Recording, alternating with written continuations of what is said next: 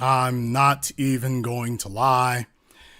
This man is the gift that keeps on giving, only in the worst ways here. Just when you thought there are so many lessons to be learned from the life of Russell Wilson, most of them utterly ridiculous. And I just have to, because tonight's program is about, apparently there's a baby trap going on. The culture has shifted to a cataclysmic direction right now. And I'm just wondering if it's me. I'm just wondering if I'm the only one who sees it. I'm just wondering if it's just me. I suspect it isn't. But somebody tell me, is a lot of chicks out here seem to be trying to grab a kid late? I mean, they want to crank out as many of them as they can. And then what I'm noticing is they're going for a little bit of time, ain't having no kids. And then just at the last minute, let me blow one more out right quick. I want to start with Russell Wilson, but I'm hardly going to end there. Russell Wilson just gave an interview here a little while ago, made all the headlines. He said that you should know you're in trouble, dude, when folks are not talking about your football game. They're not talking about your football game. They're talking about something you said. He said he believes that God gave him a responsibility to care for now they were real charitable in this headline, stepson future, because that ain't really what he says. Oh, and me without my damn Pepto-Bismol. This is called lack of preparation. Me without the Pepto. What? He was giving an interview here. And so that we make sure that we properly utilize fair use, everybody is listening, or everybody's been talking about the one part in particular where he talks about how he met, or when he met Ciara, and talking about the kid. Everyone's been talking about that part. And we prayed over it. 3 days later, I meet C. And when he says C, he's referring to Ciara. When I walked in the room and I saw, little future, he's 9 months at the time or whatever, and he crawls in my lap, and it was like, this is going to be my responsibility. God, I remember leaving that night, and God saying, God saying to me, raising this child, it's going to be your responsibility. What an absolutely poisonous idea to deposit in the heads of young men everywhere that the divine, that the Lord God himself told Russell this.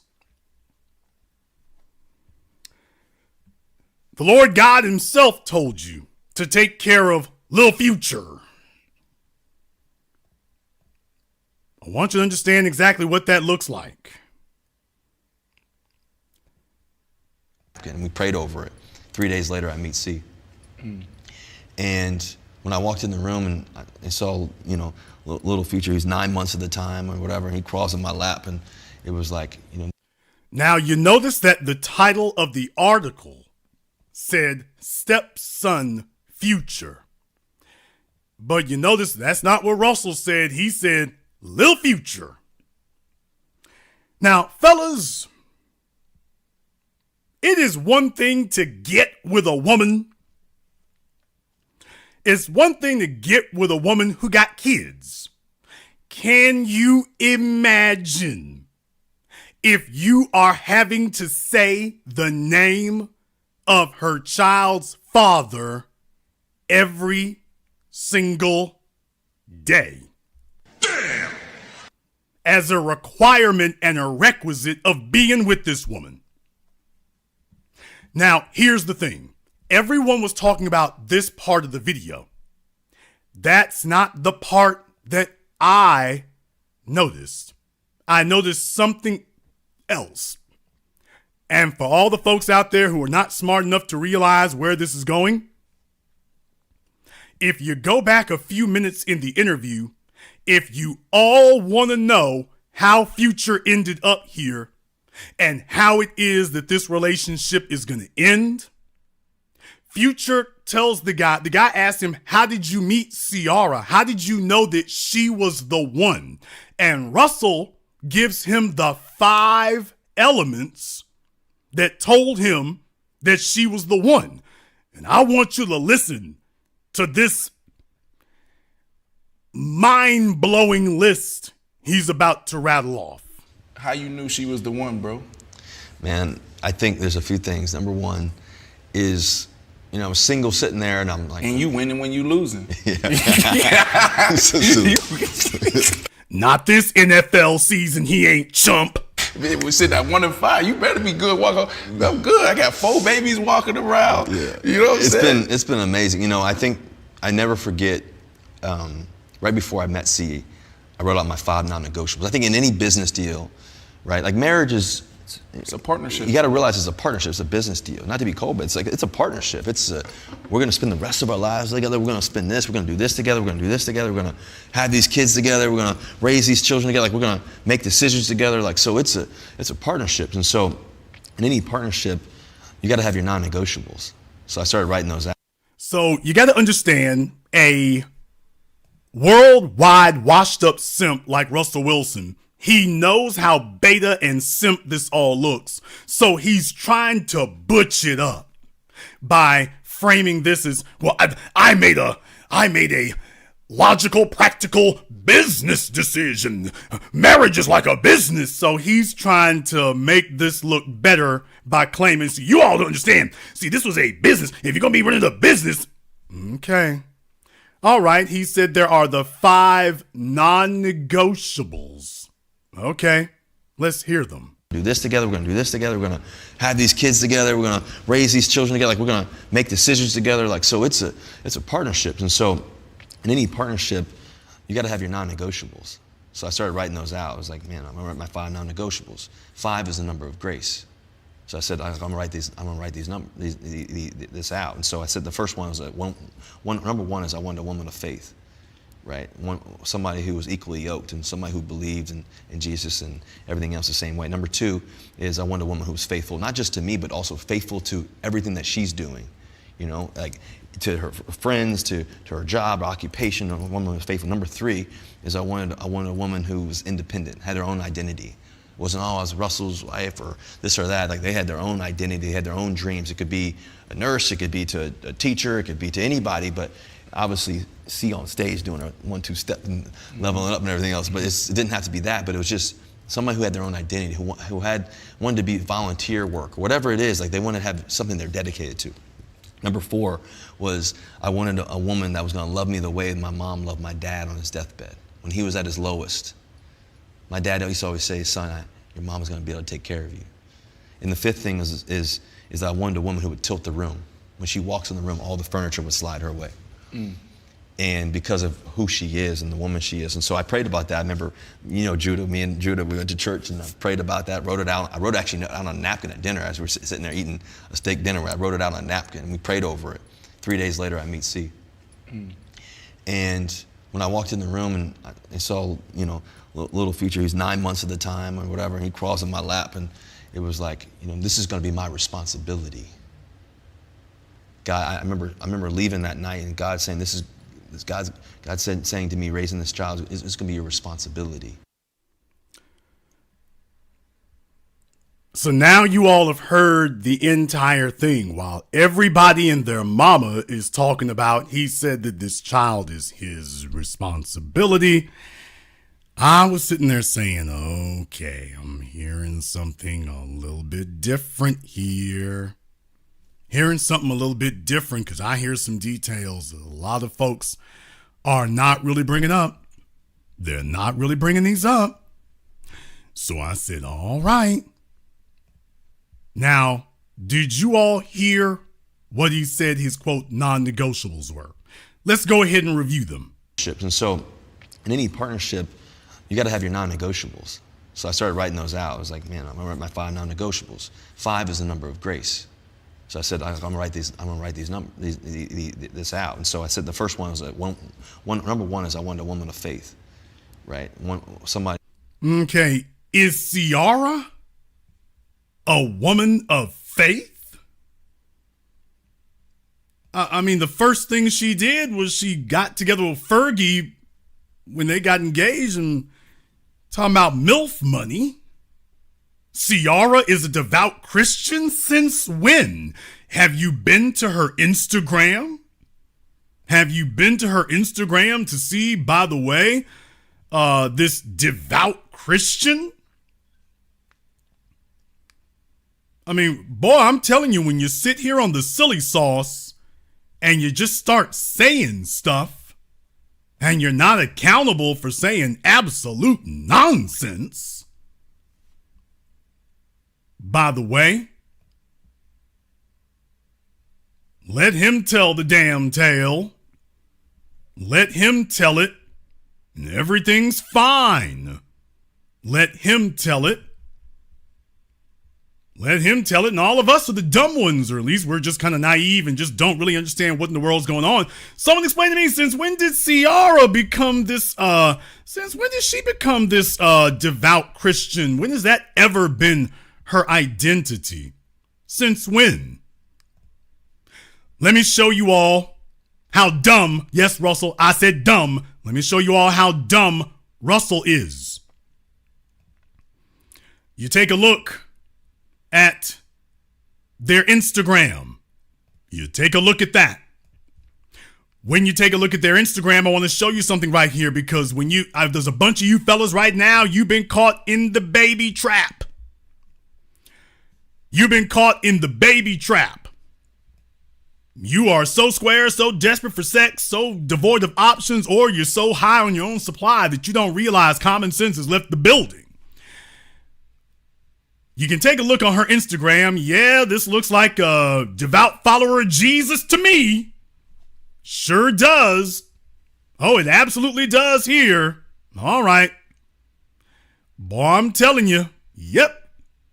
Devout follower of Jesus, if I ever saw one. Why, I can see Mary Magdalene right now. Yes, sir, I can see Jesus' mother right now. Absolutely. Boy, do you realize how beta ass you got to be?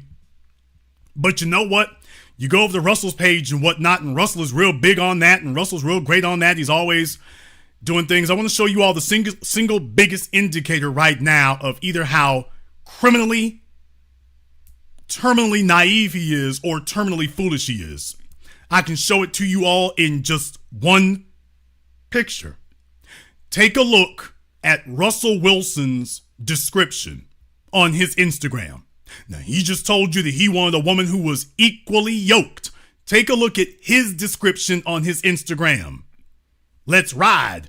Dreams come true when you capitalize on opportunity. Jesus is king. You go over to his wife's page. CC, Wheezy, Breezy, How We Roll Remix, officialciara.com +2. All right.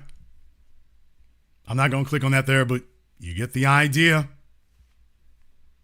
You get the idea. Nothing down here about Jesus, just family. Russell Wilson is the Jesus freak.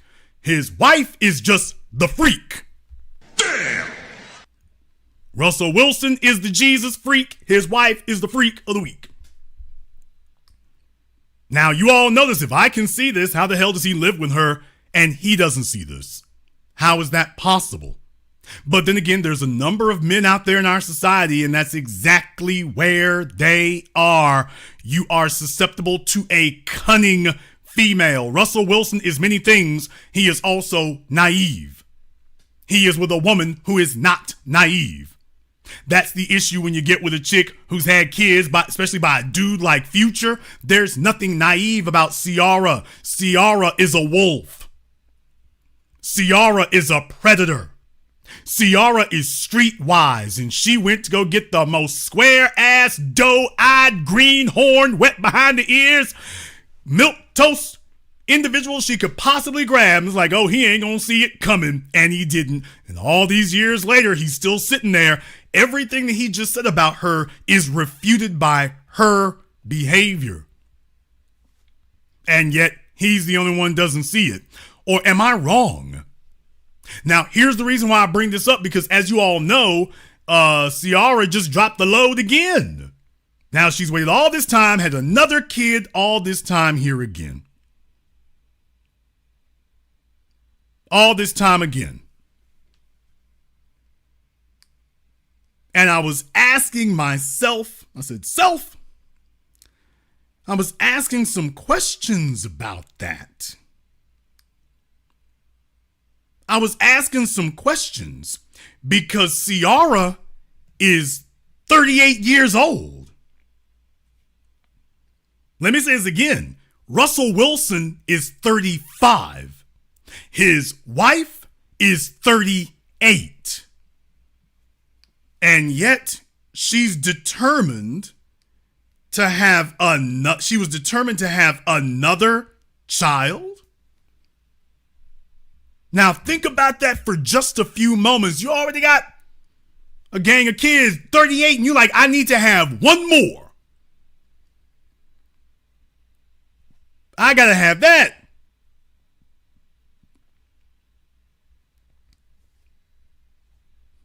And if some of you are doing the math for how long Russell Wilson will be on the hook for child support, she's basically throwing one more log on the fire, one more for the road to make sure that right now at 38, she gonna have him on the hook till she's 65. What? Do you all get that? He's gonna be on the hook to her until she's drawing her SSI. No, literally. All she has to do is just pull back on producing, and he's going to be having to pay for this till then. Now, she just had the kid, which means the clock is running now from 38 to 66. So she's like, let me just get one more for the road.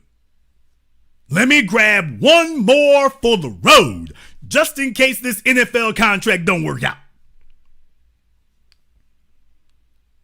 Am I the only one who sees that? If I'm the only one who sees that, if the rest of you are like, Jason, you got it wrong, brother. We don't see how the math works out. If you all see how the math works out like that, give me the green check mark emoji in the chat room. If you see how the math works out like that, give me the green check mark emoji in the chat room. But if you think I'm wrong, give me the red X in the chat room. And hit the likes button for me. It's 2,000 people in here live in just the first 17 minutes. We got a lot of ground to cover here. But if you agree with me that the math works out, that she said, you know what, let me go ahead and throw one more log on this fire keep that child support alimony just in case your career implodes. Do you all understand? Do you all understand that right now, Ciara has a right to everything? Listen to me, bruh. She got a right to everything. Everything. I ain't kidding. I ain't joking. You do realize that right now she's got a right to the tail end of his contract in Seattle. Unless, of course, that was absorbed in Colorado. She's got a right to the whole contract in Colorado. All of his ancillary money. All of his endorsement money. All of the extra money. She's got a right now to all of that, including his NFL pension. She's got a right to everything, and ain't a damn thing he can do about it now. And deal with it, nigga.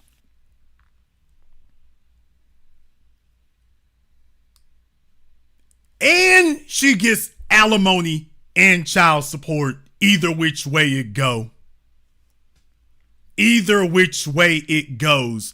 She has got her hook so deep up in him, he can't feel his spinal column. So I guess now he's just surrendered to the game and just said, you know what, screw it. But I want to go back. I want to go back to what you heard him say there. So first of all, he said he wanted a woman who's equally yoked. And as I just showed you, the only yoke she worrying about is twerking. But listen to the other non-negotiables that he said he needed. who was equally yoked and somebody who believed in Jesus and everything else the same way. Number two is I want a woman who's faithful, not just to me, but also faithful to everything that she's doing. What? I want a woman who's faithful, not just to me, but to everything she is doing. Do you hear that? He wants a woman who's faithful, not just to him, but to everything she is doing. And you're going to notice that the only thing he mentioned is the only thing that he really mentioned that was him specific so far was the religious thing. And that's not even him specific. That's we. There's only one thing in here that he actually named that he wanted to be him specific. He's afraid to say anything, but he's already telling you exactly why that's an issue for him. He's scared to say anything else. He doesn't want to actually insist on anything else because he's letting you know, yeah, I don't think she'll do that. 5 is the number of grace. So I said, I'm gonna write these numbers, this out. And so I said the first one is number one is I wanted a woman of faith, right? Somebody who was equally yoked and somebody who believed in Jesus and everything else the same way. Number two is I wanted a woman who was faithful, not just to me, but also faithful to everything that she's doing. You know, like to her friends, to her job, her occupation. A woman who was faithful. Number three is I wanted a woman who was independent, had her own identity. It wasn't, I was Russell's wife or this or that. Like they had their own identity, they had their own dreams. It could. Do you see how he keeps trying to reframe and reclassify all of these independent notions as a partnership? He keeps trying to water it down. Oh, well, me and, it needs to be a partnership. Notice how many times he said partnership, it needs to be partnership. Then what does he say immediately after the religious component? I need a woman who doing her own thing, that she is faithful, not just to me, but she faithful to what she doing. Number 3, I need a woman who is independent.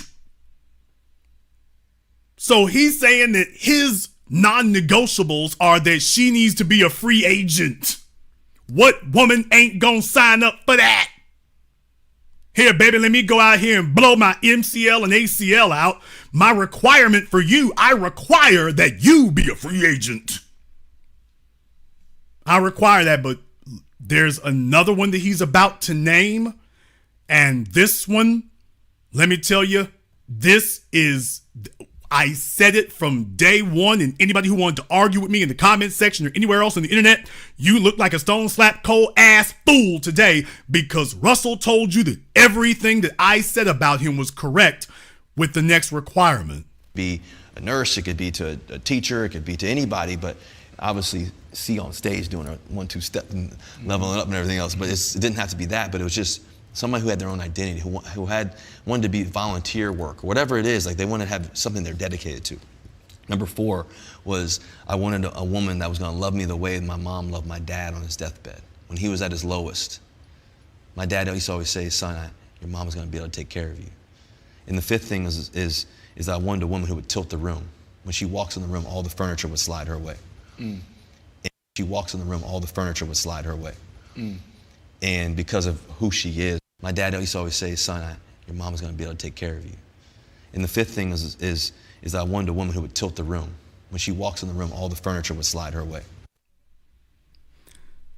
Folks, he's saying that he wants a woman who's a star. I want a woman who she is magnetic.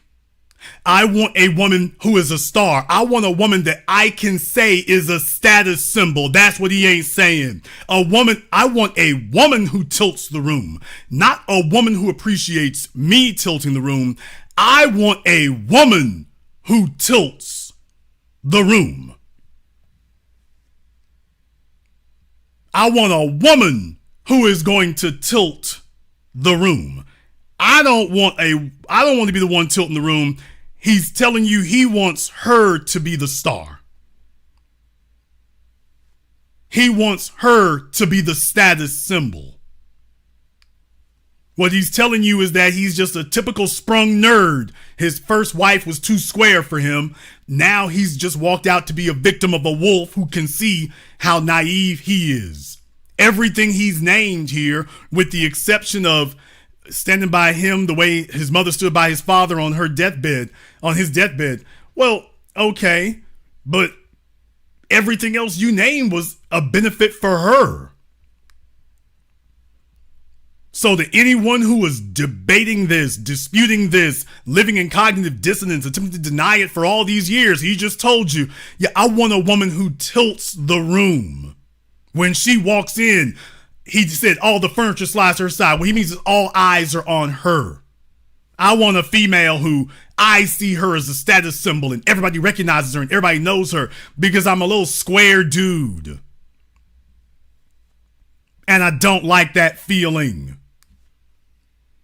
So he's looking for a female who gives him status as opposed to him being the status symbol. He's not an alpha male. He's a beta with an alpha female. So if anyone was wondering where that list came from, that came from him. And he's finally, after all these years, letting you know how he got caught like this. He confirmed everything I said.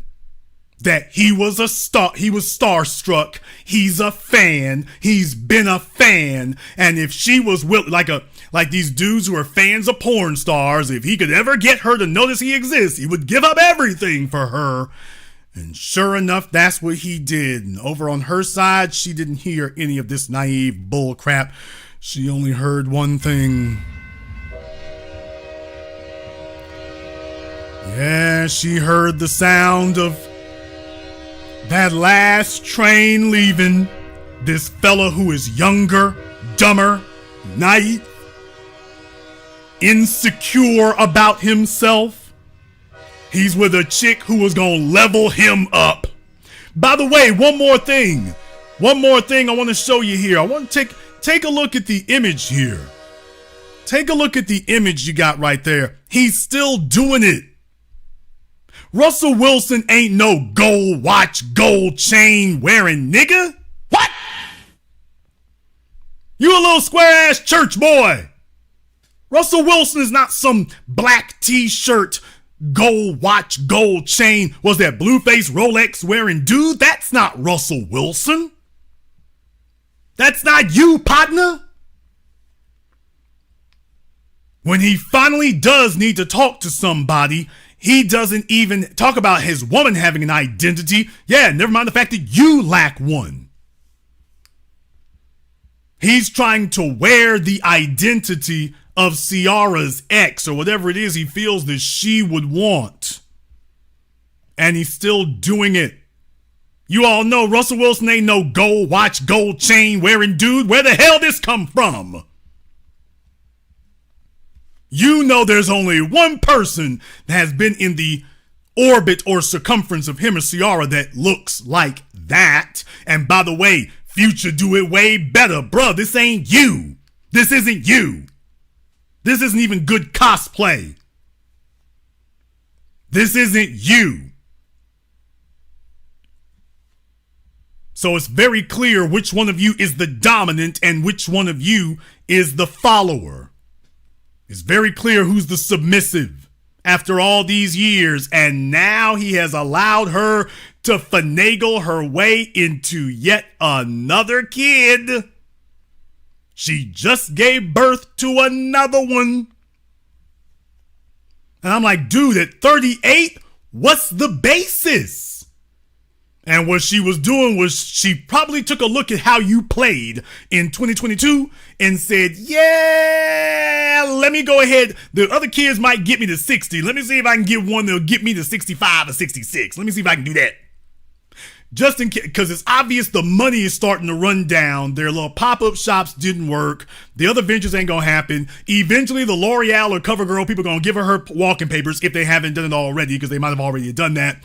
So, yeah, all that little easy money gonna dry up, and being featured on Chris Brown songs, eventually you gonna be too young to make it pop on anybody else's songs on the feature.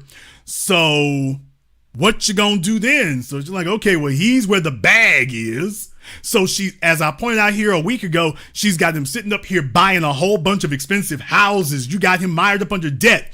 What is the only thing that keeping him up under all that debt is going to guarantee? It's going to guarantee that he will continue working until he drops. Damn!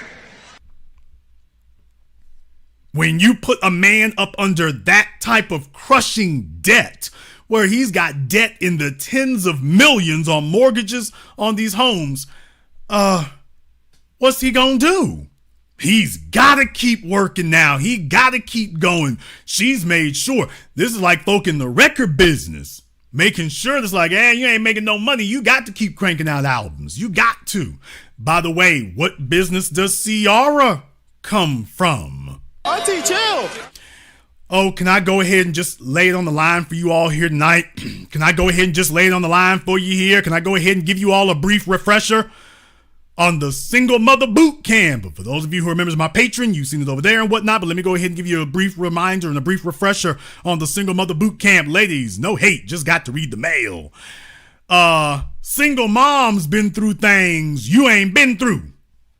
A single mom has been through some stuff you ain't been through, little old square fruit booty nigga.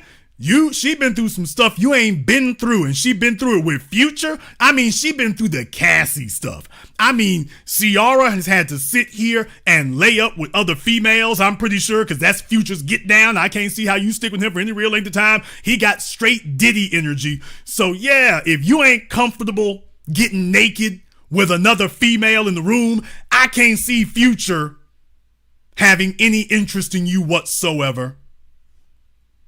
If you're not comfortable being naked with another chick, I don't see how you keep Future's attention for any length of time.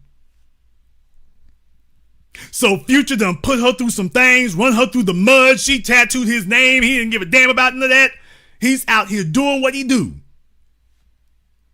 Now, what do you think she learned from that experience? As I reminded you all from the single mother boot camp, the only lesson that a single mom takes away from those experiences is that going into the future, I better get him before he gets me. Whoever the next guy is, I can't trust him. I can't trust him. I can't let him get over. It can't be an equal partnership. It's got to be all slammed on his side. He got to carry the freight. So the next sucker I get, I'm not gonna trust anything. I'm gonna put him over a barrel. I'm gonna put him behind the 8-ball. I'm gonna get him before he ever has a chance to get me.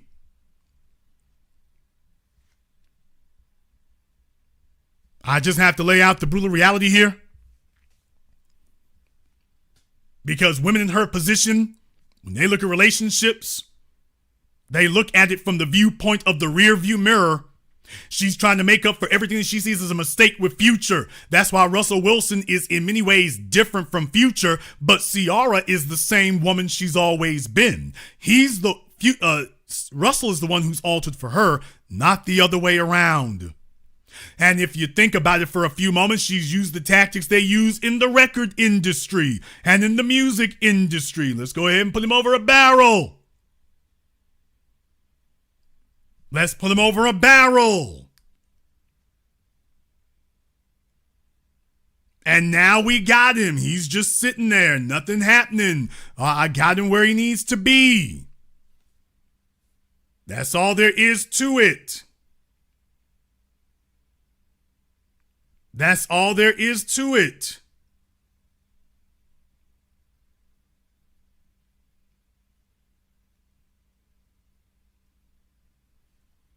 That's what I see. That's what I see. Maybe some of you see something different, but that's what I see. Am I the only one who sees that she has maneuvered him into a position where he can't go nowhere? Am I the only one who sees that she has maneuvered him into a position where she has all the leverage personally, socially, economically, legally? She is sitting in the driver's seat.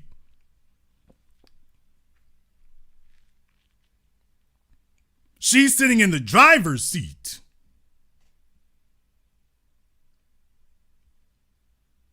He's sitting in the driver's seat.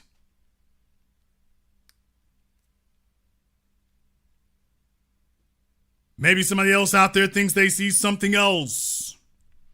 But as far as I can see, she got him down bad, dude. She's got you locked and boxed. You were never making decisions like this when you were with your first wife. You were never doing these things. Now you've got with this woman, she has seduced you and brain screwed you, and next thing you know, you're taking on a bunch of kids that ain't yours, a bunch of kids that weren't your idea, debt that wasn't your idea, a transfer from the city that you were in that wasn't your idea. Do you all understand that? The way you dress and the way you look now. You took on a bunch of things that are not your idea. The team move, the economic moves, the child moves, your dress moves. This wasn't your idea, this was hers. And he's giving all that away because he thinks that she is buying in and that if she goes this far, then she's as committed to it as him. And he doesn't understand that's not the way that hoes think. Jason, did you say hoes? I damn sure did. And deal with it, nigga. She's like, oh, dude, I got you where I want you now.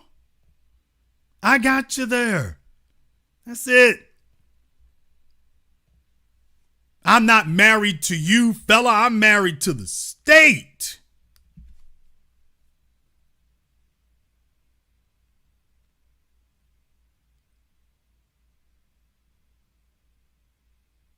I'm married to the state.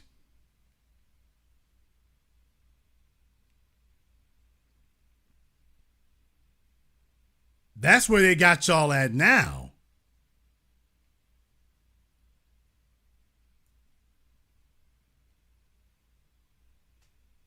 That's a bad spot to be in as far as I see right now because he's telling himself, well, you know, what are the chances she gonna leave? And you all know what I told you. I'm gonna stand by it. Russell Wilson has her on lock until he can no longer get a team to select him. As long as Russell Wilson has a starting position in the NFL, in other words, as long as he remains the same man that he was when she came to him, she's going to be too afraid to let him go because she can't do no better. As soon as his star starts to fade and his abilities start to slide and his status goes downhill, she going to do what she's always done. She's going to look out for Ciara.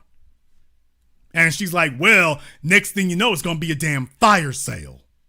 Everything they got, she's going to be like, okay, cash this mess out. She's like, your playing days are over.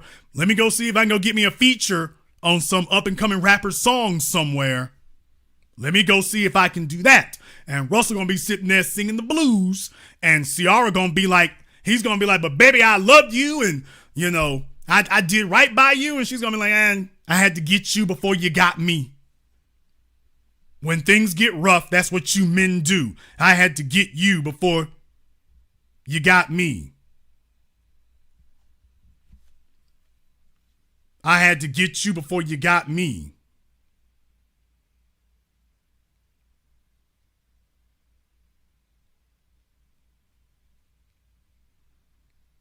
Oh, well.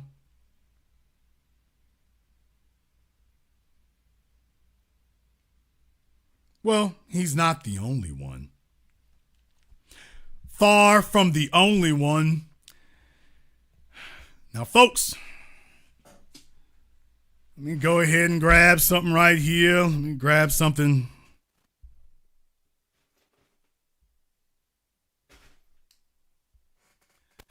Yeah, buddy. Russell Wilson ain't the only one right now who's going to learn things the hard way. Your boy Stephen Curry, who, by the way, is going the exact same way. Stephen Curry is out there.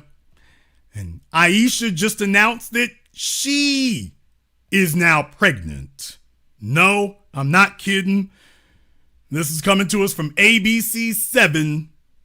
Hear for yourselves. We're learning this midday the Curry family is growing. This morning, Aisha Curry announced in the latest issue of her magazine, Sweet July, that she's expecting her fourth child with husband, Warrior star Steph Curry.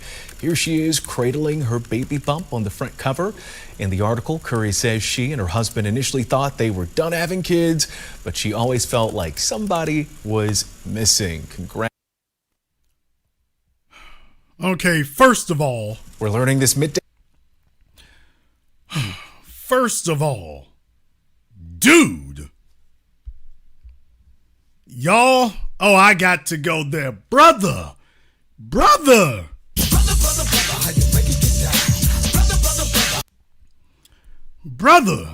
oh, the hairline. People. I mean, is he a George Jefferson stan? And for those of you who listen to my other program on my other YouTube channel, by the way, the hairline.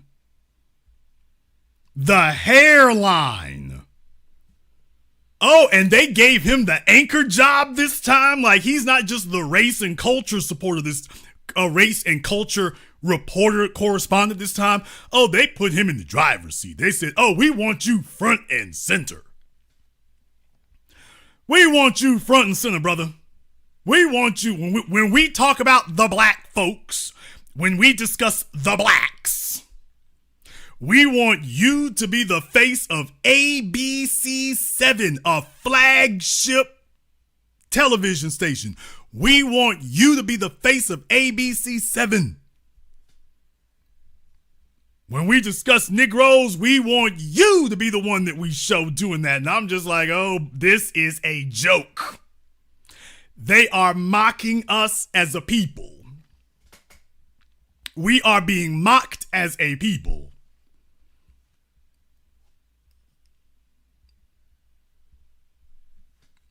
I'm just saying, there's no way in the hell that somebody didn't see this. No way. I mean, no offense, brother. It looks like he got edged up with a miter saw. What?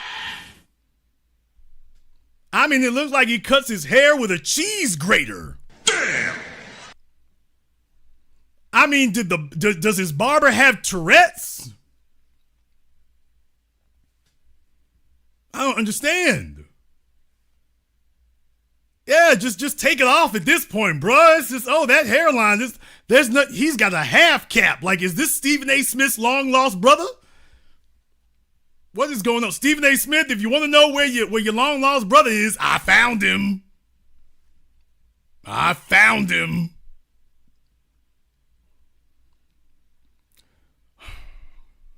gonna let him live. And I'm like, oh, brother, you're a news story in and of yourself.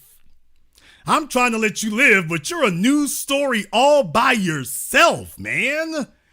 I'm not making jokes about you. The jokes write themselves. The jokes write themselves at this point. Like when he went to the barbershop, did he lay on his stomach? Like, is his barber also a masseuse? And they promised him, don't worry, just lay on your stomach. You won't even have to change positions. We can give you a back rub and a haircut while you're... Was that what happened? I mean, I know in California, y'all got all kinds of operations out there, so I'm just wondering. I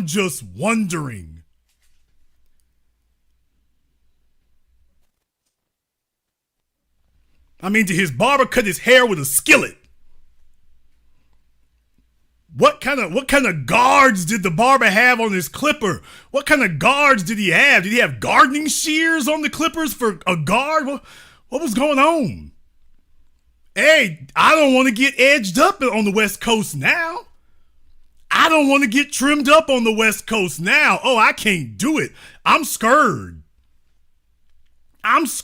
If this is what the barbers on the West Coast are doing to brothers, give me my reparations and let me go get a fella down in Houston to edge me up. If this is what's going on in California now, I mean, this bring a whole new definition to Chili Bowl. Whole new definition. Oh, he ain't going to go beat his barber's ass yet?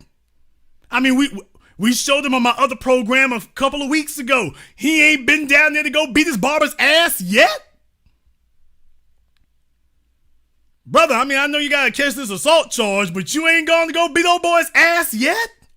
You still getting on TV? No. You gotta go, you gotta go catch this misdemeanor right quick and whoop his ass. Then come back to the station and tell him, look, I know I'm gonna be on the news tonight, but it's for a good reason. But I digress. I just don't think I could live with myself if I let that go. So Aisha Curry, at 34 years old, going on 35, wants to have another baby. Now, this is her magazine, and by the way, you can see the title on it, Aisha's Fourth Act. Are you kidding me? Aisha's Fourth Act. So, boy, does the narcissism back off here. Aisha's Fourth Act, dropping the load again. And Steph will be sitting there thinking everything's all right. But I'm like, do you all notice this pattern of women with these rich, gullible dudes? These females got some cunning, streetwise ways about them, and they're going to go grab the most productive simp they can find. And he's just sitting there, and she's at a point where she should be easing down on what she's doing. She's saying, yeah, let's go ahead and crank this up one more time. And I'm like, I couldn't help but notice these chicks are putting these guys in compromised positions where these fellas gonna end up having to work, or the woman's like, oh, it doesn't matter if you're agreeable to me anymore. Since we had the kids in California and got married in California, oh, nigga, that's a wrap. That's a wrap. So whether you want to give up the bag or not, if I do decide to chuck you off, that's it. That's it. Am I the only one who sees this, that as these females are getting into their late 30s, they like, you know what? Let me have one more last minute baby. I need to have one more last minute baby. Now, what's the purpose of that for a woman with all this money? And Russell said that his wife, the woman he be with, got to have a life of her own, an identity of her own, and stuff that she's doing. And I'm like, she wants to go drop the load one more time, Russell. Are you sure that there's not an agenda at work? No, Jason, there isn't. Russell, why do you say that? Because Jesus told me so. Jesus told me that there isn't anything going on wrong. And by the way, y'all know Steph Curry is on the same stuff there, right? The same religious stuff. Oh, we met in church and all that. Okay, we were kids. Okay, the same thing. Nostalgia, a female from their past that they have been pining for all this time. These are simple dudes with chicks who've been out there and done did some things, circle back around to you because the other fellas didn't have the bag. Now they got you. Now they got the kids. Now they got the status. Can't you tell she's not interested in you? She's interested in the status that comes along with you. And she's like, well, now you've given me the leverage to get the status and get the benefits without having to keep you. In the chat room, you said kids can't keep a woman home. These fellas ain't figured that out. What they think is that if the woman is having kids, then she is obligating herself to you. Never mind the fact that she had a kid with Future and that didn't lock her down over there. That didn't lock him down over there. That didn't lock him down over there. In the chat room, Uncut FBA History. You need to give us a call. Let me go ahead and open up the telephone lines. The telephone lines are now open. The number is on your screen, 646-787-1933. That's 646-787-1933.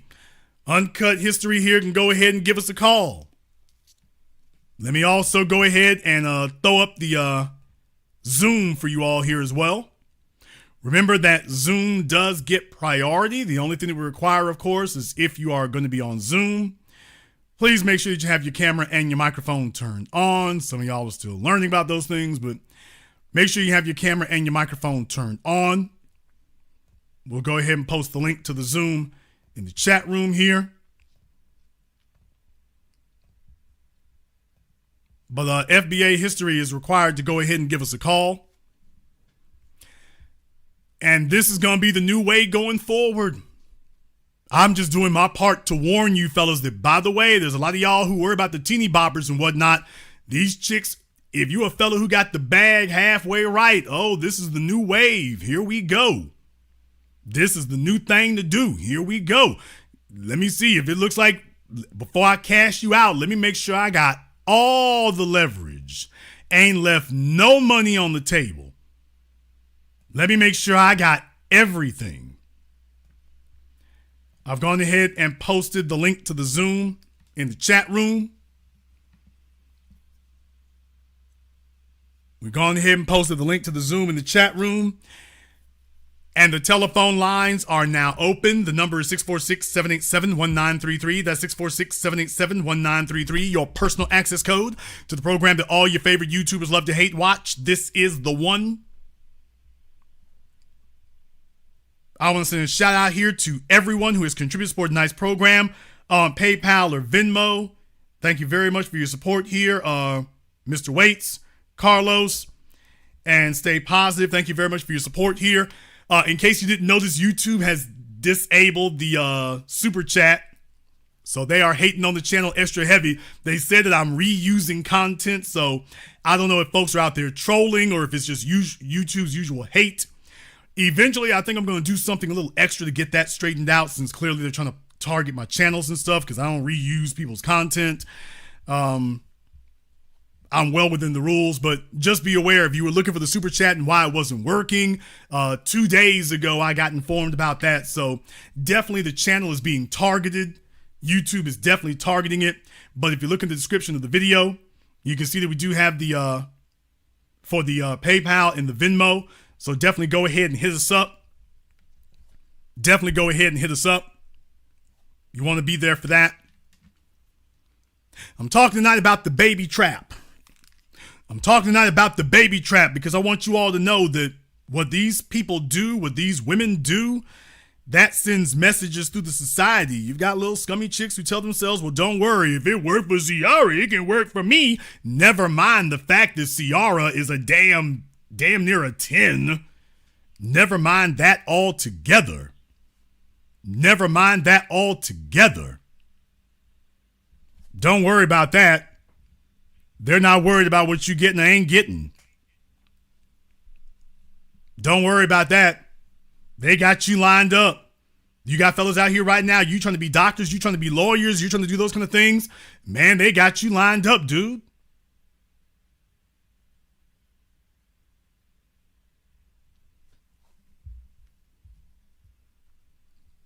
Let me go ahead and get over here to the telephone lines. Let me get caller from area code 972. You're on live with the business. What's your name? Where you calling from? My name is from Dallas, but this is uncut history. Okay, turn off your speakers, dude. It's not on speaker. Okay, because I heard my voice behind you. Let me turn down my TV. Okay, man, look here. Let me put you back on hold, bro. Come on, hey, fellas, if y'all gonna call up here, you can't be all shermed out. I know it's Friday night. I get it. Let me do some sherms. Pay attention, man. Caller from area code 321. You're on live with the business. What's your name? Where you calling from? Hey, Jason, how you doing? It's Antoine from Orlando. All right, Antoine from Orlando. What's on your mind? Great broadcast. Yeah, you're absolutely correct. I mean, look at even the white boys are going through it. What's that dude's name? Patton Manning. His wife, as soon as he retired, his wife divorced him and was with the trainer. Yeah, Tom Brady. Yeah. Just as soon as Tom he Brady, starts, yes, as soon as his career started heading towards, okay, the it's not a fake this time. It's really about to sunset. He really about to hang it up. She's like, all right, here we go. Now we're getting reports that she was cheating on him. All the folks talking about him. Now you get reports that she was cheating on him. That's what was going on. So it shouldn't be a surprise. Look, when they get ready to make their, what a lot of men don't understand, especially dudes like Russell Wilson, but a lot of fellas don't understand. When you're sitting you in bed with a female who despises you, like she's there and she's just using you to get what she can get. I don't think that most men can recognize when they are in bed with a woman who has grown to develop utter contempt for them. Hello. I'll let you have the last word. Yeah, no, you're absolutely correct. You know, it's just like what you said. If they're a baby mom or they've passed a certain age, they don't really love you. You know, it's like I see it as they're on revenge from the last guy they really love. You know, she's on revenge for Future. She thinks he's a future. Well, obviously she likes that Future type, like you said. She's dressing him up like Future. He's not that type of dude. Well, I mean, she went above and beyond. She's gone out of her way to keep using Russell. I mean, look, I don't have any kids, but I know what I would feel about that right there. You got some other dude, he carrying your son around. Every time you turn around, she keeps sending Russell Wilson out to go pose with Future's son. Now you got him talking about Future's son. It's my responsibility. So why the hell you got your husband out here talking about your damn ex so much? Why the hell do you have that going on? That shouldn't even be happening. Once again, whose idea is that? Do you think you're proving something to her? Mm-mm. Yeah, she's trying to get back at Future. That's a subliminal. Everybody see that. Everybody see that but him, you know? And it's just ridiculous. I mean, you definitely on point when it comes to that. So, yeah, the new hustle is to have more kids, like you said. I thought I was the only one that noticed that. And you're right, so they can get that. With a young one that's there, it's going to be like 65, like you said, by the time they're an adult? So she's going to have that bag for a long time. That's the new hustle. Plus his pension, like I say, it's just she's making sure that this time, unlike Future, this one is going to be cashed all the way out. And if she ever wants to return to the streets, as if she ever left him, but if she ever wants to return to the streets, them streets going to be there. They going to be, she of all people knows that. Now, my assertion has always been when Ciara gets around 40, and I mean past 40, when she gets over that 40 hump, she's going to be like, okay, it's about time to go ahead and chuck this fella off. It's going to be about time. She's going to try to make it seem like it was all, you know, very, very agreeable and amicable and there's no animosity or whatever. But if she's going to make another run for them streets, she's going to have to do it before she's 45. She's going to have to make that run before she's 45 because she doesn't want to be in Nia Long territory. So if she going to make that run for the streets, she got to do it within the next 3 to 4 years. She can't wait until she gets to 45. So that's why I'm making that prediction, because by then his career will be over. His career will be over. She'll be over the 40 hump. She can go ahead and say she got married and did that. Okay, it's old. There's no thrill in being married anymore. Let me get back to these streets. And she's already going to be talking about, well, I raised my kids. The kids will just be adolescents. And she'll be like, oh, well, they're grown enough. Let me hit this block. While Russell will take care of them the rest of the time, let me hit this block. One last thing. I remember a couple of years ago, I believe he bought her publishing and gave it to her. On Masters, I believe. So she lined herself up real good. Not sure if that story is actually reliable or not, but at this point right now, how much can Ciara's publishing, even if that were the case, how much is hers worth? I mean, it's not like we talking about how many hits did Ciara have? Not how many hit features was she on. In the last 10 years, how many hit songs has Ciara made? Now, there's the real thing folk got to think about. Thank you very much for giving us a call tonight. Let me try again here. Caller from area code 972. Do you have your act together? Yeah, I'm good. All right. What's your name? Where are you calling from?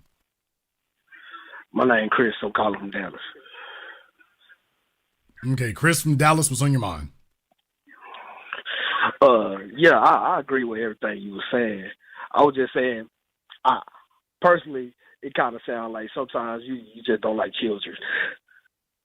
But everything you said is correct when it comes down to some of these celebrities that get with these secondhand women that main celebrities didn't want. Okay, But, well, let me find out thing, here. What exactly is it that you've heard from me that makes you think that I don't like children? Well, I know you recently said that you don't have children. And then, like, when it comes down to relationship dynamic. Okay, sir, but sir, I also don't have a shiatsu at my house either. That doesn't mean I don't like it. Yeah, that's understandable. I mean, there are a number of things that I don't have, or a number of things that I've avoided. That doesn't mean I have something against it. The real thing would be like, when have you ever heard me say something negative about having children? Okay, really dude, I'm gonna hang up on you if you don't turn off. You're trying to listen to me through your television or something, dude. Put the crack pipe down. Turn off the speakers behind you and just listen on the phone. Yeah, I got you. This is the fella here trying to tell me about what I said, and can't even listen to a phone conversation. When have you ever heard me say anything negative about having children? Tell me. I ain't never said you have said that. I just said you literally said, but you sounded like I don't like children. Okay, tell me what I have said that sounds like I don't like children. Like it's always a bad grab. Like it okay, but that's not about children. That's about the women, isn't it? Because alimony, alimony is also a part of that. You can get alimony without having the children. Yeah, you're right.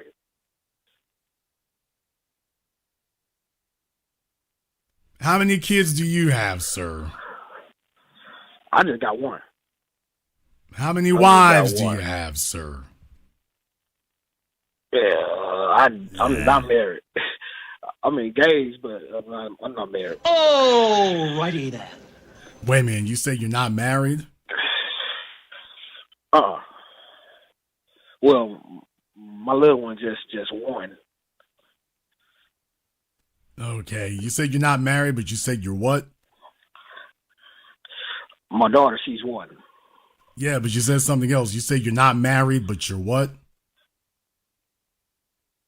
I'm engaged. Lie. How long you been with this female, sir? We've been together 3 years. You've been together 3 years. Your child is 1 year old? Or going on 1 year? Yep.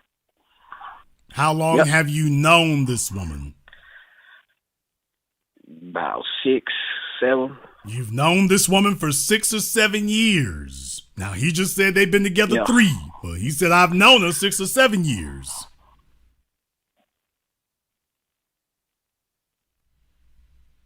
The math ain't mathing, sir. You've known her for 6 or 7 years. Well, what were the previous 3 years about? You claiming the last 3. What about the previous 3? We wasn't talking. We was just working together. Then, sir, we got together. Sir, how many years ago was the first time you were intimate with her? You said when the last time we was No, intimate? the first time, sir. You met her 6 years ago. How long after you first met her at work did you two end up alone in a room somewhere?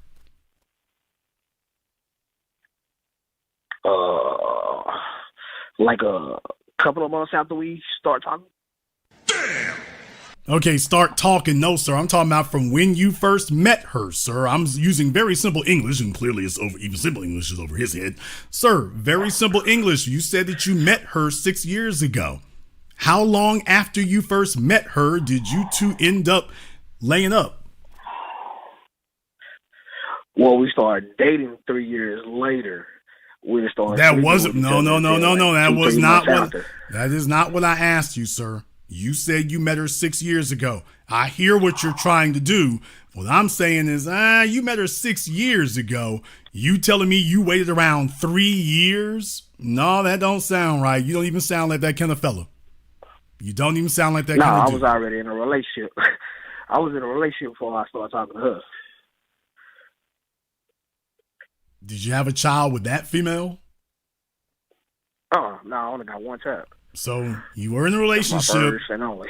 You meet this chick here, and a year after you meet her, you meet her 3 years after you meet her, you start dating her when you get out of a relationship, and a year after that, you get her pregnant. Yeah, How many children does she have? just one. Just one with The you? one we have. Yeah. And are you both the same age? Now I'm like 5 years older than her. You're 5 years older than her. Yeah. Okay. Well, hopefully I'm 33. Okay. Well, hopefully your CPAP machine will kick in here in just a few moments here. So hopefully that happens. I got to tell you here, dude, that's not a good sign. You've known her for 6 years. You dating her for 3 years. And he's like, we're engaged. 3 years later, he still has not just gone ahead and married her. It's 3 years later, we engaged.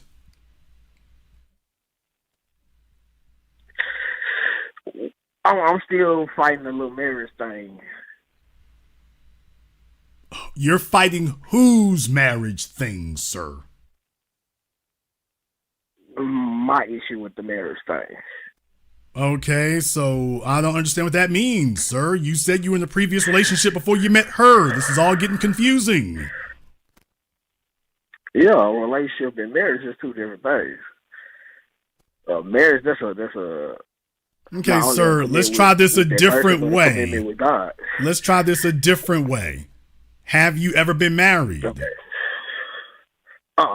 No. Okay, can y'all imagine him doing his nuptials trying to get through this lunging? Okay, so I don't understand. What's the marriage thing you're trying to get through?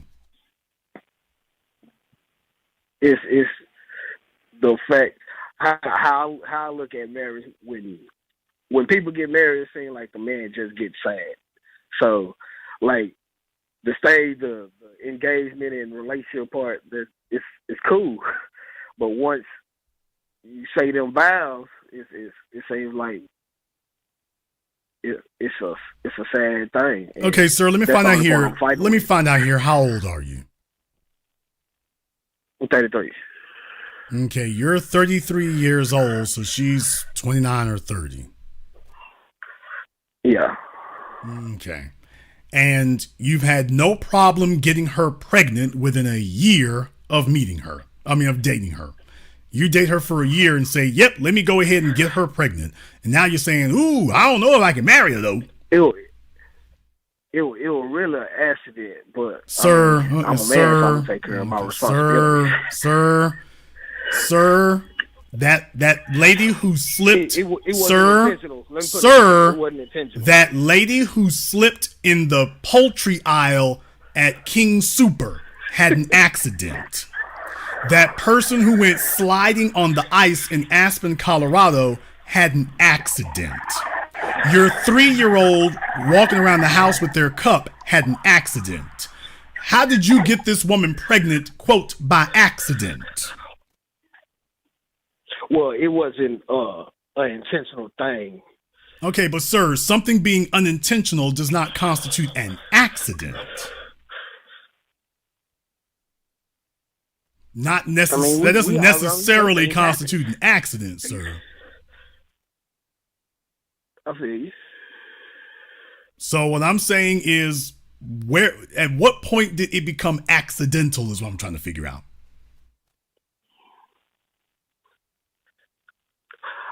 I'm gonna switch up what I said.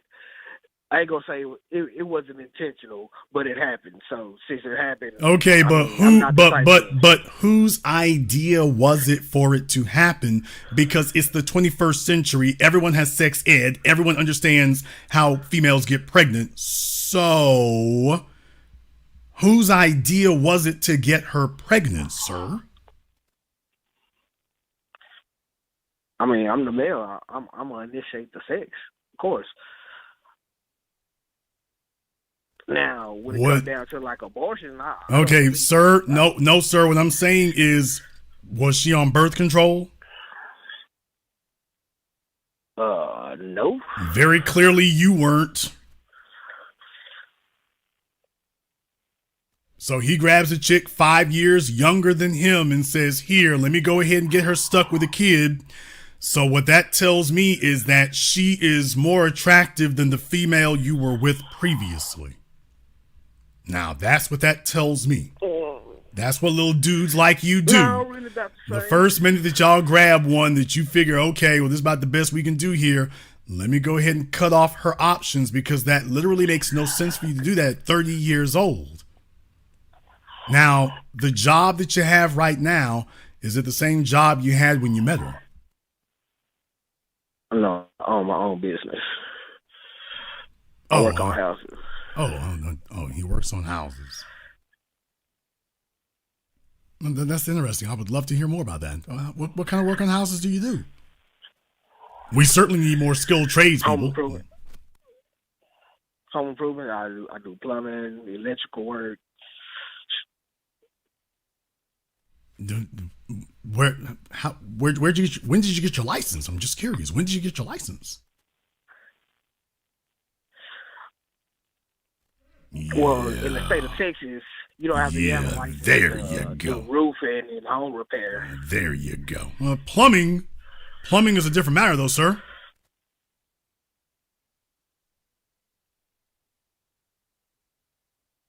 Yeah, there you go. All right. What you mean? Okay.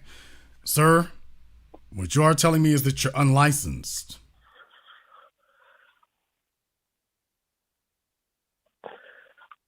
I don't have an electrical license, but okay, sir. What licenses do you have, sir? I got a welding license. Okay, but you work on houses. So I've seen many homes get built. I've helped build a few. At no time do we ever bring a MIG welder. So what else you got? Well, you don't have to have a license to do sheetrocking and. Okay, sir. It's not about do you have to have a license. What licenses do you have?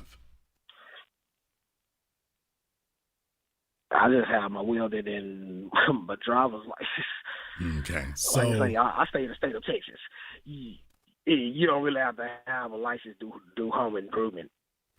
Okay, sir. Well, you can use the words, sir. You can use the words home improvement, but you can keep using that phrase if you want to as a workaround. But now, when it comes to being a contractor, that's going to be a difference. So if you're saying I'm your local handyman, well, I guess you can get away with saying that. But the real thing is, I couldn't help but notice you have an aversion to licenses. And what I'm saying is that I'm saying this tonight as a education and teaching moment to the young females out there. Baby, you can be young and stupid and goofy if you wish to be, but just understand this fella gonna have a lot less to lose in the equation than you, because as long as a male who's not aiming very high has ready, frequent, convenient access to sex, don't expect him to do much more. How you do one thing is how you do all things. He's not trying to get a marriage license, and he's not trying to get a contractor's license either. He prefers everything to be under the table and off the books. And now you got a kid with him. And he intends to continue living just that way. By the way, you notice that he said he used to work for somebody. You said you and your girlfriend met at the same job, correct? Yeah. Well, isn't that convenient? You no longer work for somebody else. You work for yourself, correct? Yeah. Oh, that means you also have the option of getting paid cash. Yeah. Oh boy! So in other words, alimony and child support are not really things that you're telling yourself you don't have to worry about. In reality, you do, but a little bit less than some other people because, well, your work is, how shall we say, undocumented. So with that being the case, oh boy, he can make income no matter what, and she doesn't have any entitlement. But furthermore, the children don't have any entitlement either because he's making sure that, let's just keep this all off the books. I mean, basically, I feel like why should the government take some of my money? And you have the gall to tell me that I sound like I don't like children. And you're literally telling me that you got this woman pregnant, giving yourself the option to not take care of your children. You literally just said, why should the government take what's mine? If they're your children, then it's not yours. If those are your kids, it's not yours. How is that? Now, by the way, do you hear this? Now, he told me that I don't like kids, and I just said that if those are your children, that's not your money. How is that? Okay. If I take care of my child, who's the one who decides that? So, who's the one who decides that? What you mean? Who's the one that decides what? Who's the one who decides that you are quote unquote taking care of your child? Who's the one who decides that? Me? Yeah. So when I'm there. So in your other words, you're taking care of your child if you A, say you're doing it, and B, if you're doing what you feel is enough. I don't. If you feel that $200 enough, $200 a month is enough for your kid, well, that's enough. And the government ain't got no right to tell you you should have to do more than that.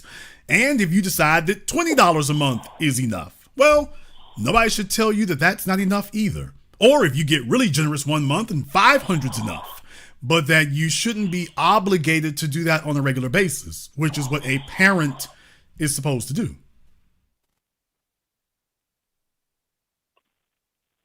You all know this. He's got a kid with some chick. Support. I don't pay child support. This one person who pays child support. Everything I spend, everything I make goes on my child. Okay, well, first of all, Stay with me. There's really no way that can be a true statement at this point. But regardless of any of that, there isn't anything that ensures it. You have the option of getting up tomorrow and not doing anything at all. What type of man? And you did that on purpose. Now, here's the real devious part of this. You did that on purpose. I'm not following you. Sir, you've already conceded that you left your job and let me go ahead and start being a handyman so I can get paid in cash so the government can't tell me what to do with my money, including how much I should spend on my kids. No, I left my job because I wanted to work for myself. Yes, because you got this chick pregnant. He got her pregnant, or he was on the way to getting her pregnant, and he said, yeah, I want to live this free agent life. Sir? I did that before I got her pregnant. Sir, you said that you were working at the same job with her. Yeah. Okay, thank you. So in other words, after you met her, that's when you decided, I think I want to be off the books making money. No, I was already working on houses while I was working. Okay, and my point is there was a job that actually documents your income, and you said, yeah, forget this. And that was a deliberate decision. Yeah, what's wrong with working for yourself? Oh, everything's fine with working for yourself, although what is your motive for wanting to do so? And you've already conceded that your motive was, I don't want the government telling me what to do with my money. I don't want to have a license. I don't want to be licensed or bonded or insured. I don't want to be documented. And oh yeah, I'll get this chick pregnant, but I don't want to marry her. He wants the ability to get up and go where he wants to go, whenever he wants to go. And the kids will be left with whatever he feels is enough. And remember what I've always taught you all, a man's attraction to the children is no stronger than his attraction to the woman. As long as a man is getting along with a woman fine, the kids are taken care of fine, even if they're not his kids. But as soon as things start going sour, a man's attraction to the children will start to decline. So if you're when you're dealing with the typical fellow who gets a dumb little young chick pregnant, she 5 years younger in her mid-20s and getting pregnant by this dude, and he's okay with it as long as he feels he's in the driver's seat. But if she ever starts getting ideas that she starts not liking your level of performance or where your life is, and she wants some stuff that's documented, then he's going to start, his behavior is going to change and his attitude is going to sour. And he's already prepared himself. No, really, he's already prepared himself to be a rolling stone. Because let me ask you a question. You say you're a handyman. What kind of vehicle do you work out of? I got a S10. A Chevy S10. Yeah. I should know that truck very well. I'm from Shreveport, Louisiana. They built that at the plant here back when General Motors had a plant, the Chevy S10 GMC Sonoma.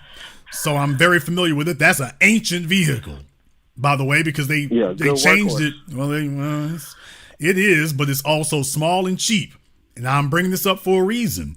That means that if they ever did try to track you down through the vehicle, you'd actually have the ability to get another one somewhere else.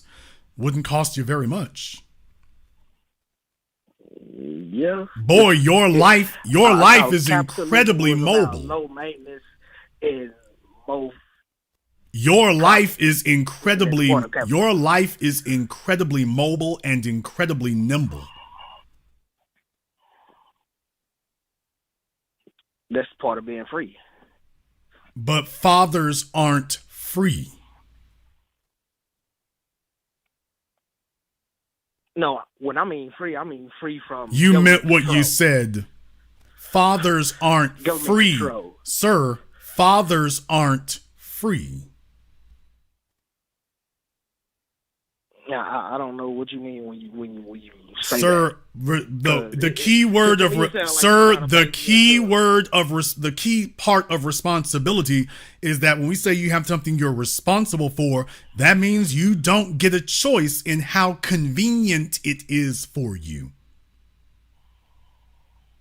You're chained to it whether you desire it or whether you don't.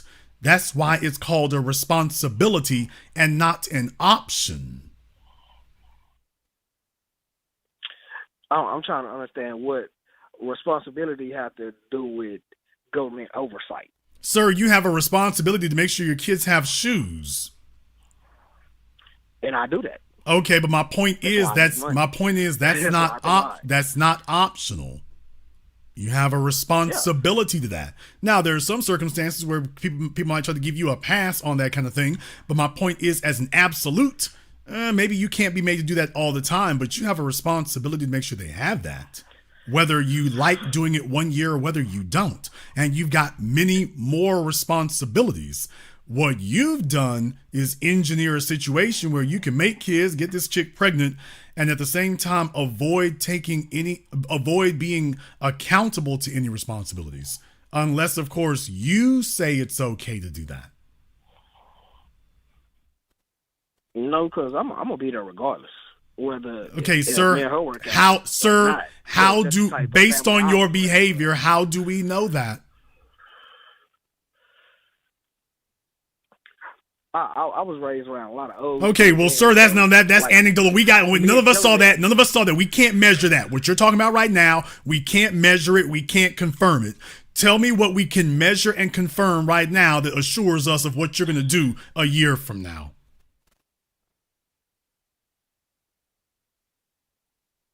I'm going to continue to do what I'm doing. Okay, but sir, you're not telling us what confirms that you will. You're just saying, take my word for it, I will. We need more than just your word, so what else you got?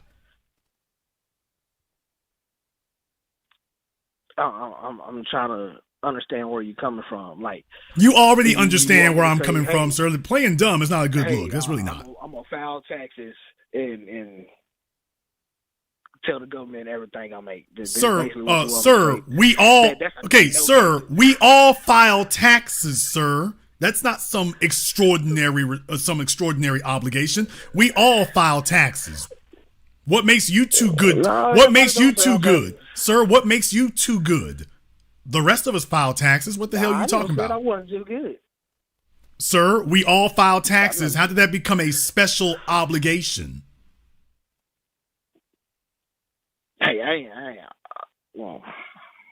Hey, to each his own. Okay, do y'all hear how silly sounds? Sir, we all file taxes. We all pay taxes. How the hell are you too good to pay taxes? All the rest of us do. I pay my taxes when I purchase something. Sir, but you by the state that knows, they're going to go on the receipt.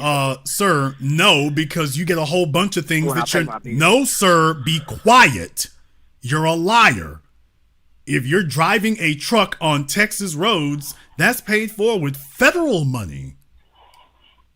The highways and the interstates are paid for with federal money, sir. I know that's a big word for you. I get it. But no, sir, that the highways that you drive in that raggedy S10 on, that's not paid for with your sales taxes, sir. Since you clearly don't know what pays for streets, street lights, or interstates, that's not your sales taxes, sir. They come from registration. No, sir. Vehicle registrations do not pay for the roads, sir. You can actually look up what parts of your state budget and your city and county budgets pay for the roads, sir. Yeah, the state of Texas, that's where registration goes to. Sir, every interstate in America is roughly about $1 million a mile to build, in some cases 2 to 3 million. You don't have enough vehicles in the state of Texas to pay for all that. But furthermore, as I just told you, your freeways are not paid for at the state level anyway, for the most part. Those are paid for from the federal level. That's why they are interstates, and they go from one state to another. That's not money that comes from the state of Texas. Now, on some of them that will be, but for the majority of them, no, they will not, sir. This is Basic Civics 101. Sir, they're not even building roads. What did you just say? Been needing repair in the last 30 years. Sir, sir, talking stupid is not going to make it. Sir, talking stupid's not going to make it any more intelligent, sir. Every single time I go to Dallas, they're building a new freeway through there every single time. And if you're in Houston, they build hella roads. Yeah, and that's coming from private investors. Sir, they are not building the roads from private investors unless it's a toll road. That's the only road that can be built with private investors, sir, and that's not even completely private. It's a private-public partnership. You don't even know the basics of how a toll road works. The tolls don't go just to a private company. Part of it goes to a private company. The rest of it goes to the state, even on your toll roads, sir. You don't even know how to make this fiction up properly. You don't even have enough information to make up the fiction properly.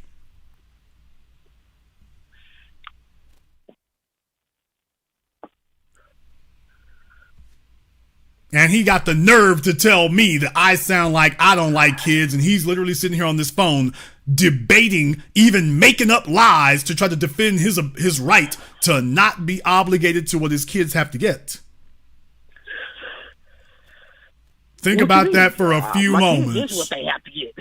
I'm not understanding where you coming from. Well, I mean, if they were your bloodline, I'd probably be trying to avoid them too. By the way, if it's kids, he might be doing y'all a favor. I don't know, but the bottom line is, I'm trying to understand. That's sir. Again, what he said. The bath salts have got to him. All I can say, dude, is hopefully she wakes up. Hopefully, although in this case she probably belonged to the game here too. So now she's gonna have the next 20 damn years of fighting with this. Play stupid games, win stupid prizes. He talking about he's engaged, but he's literally telling you, by the way, he's already articulated he doesn't believe in state marriage. So she's out here on her own. That's basically it. As long as he wants to be in the picture, and if she ever says something he doesn't like and he decides he wants to go somewhere else, well, she's on her own. I just believe he's gonna crank up his little S10 and put down the road. The reason for marriage for guys like you is because your attitude is one of shirking responsibility.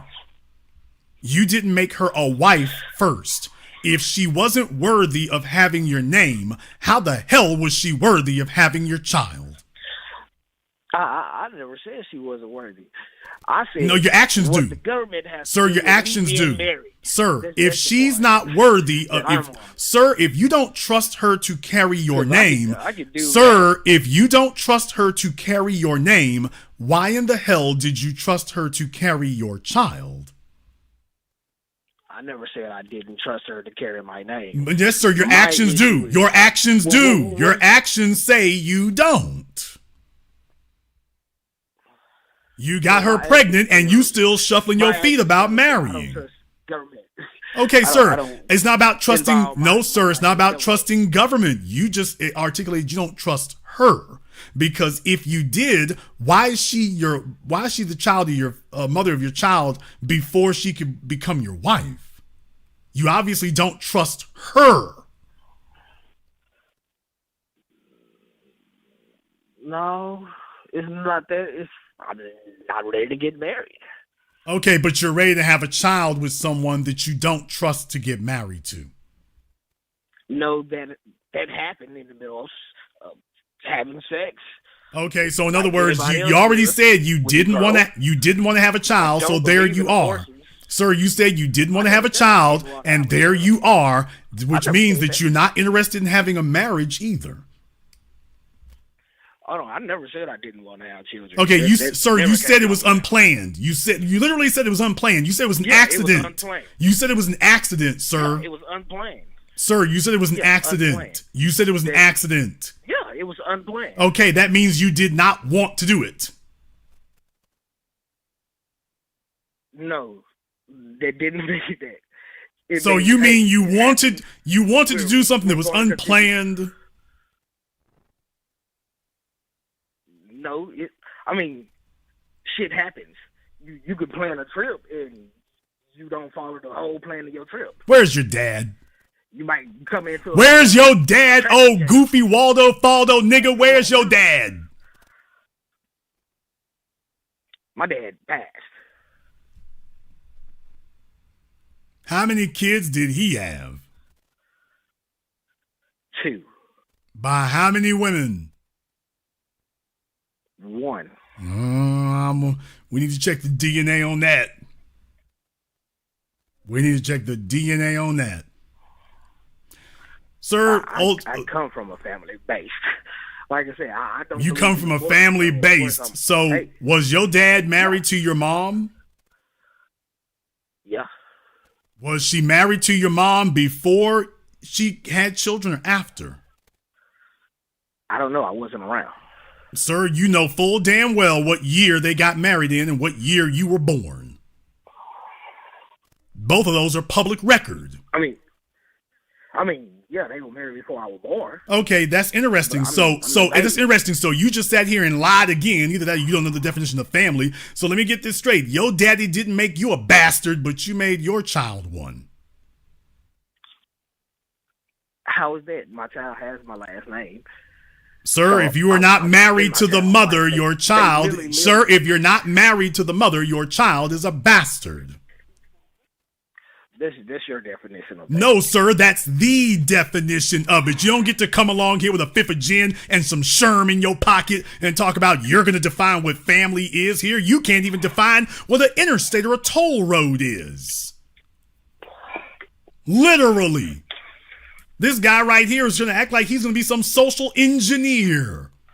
No, sir, that's not the way that works. If you're not married, the child is a bastard. That's the way that works.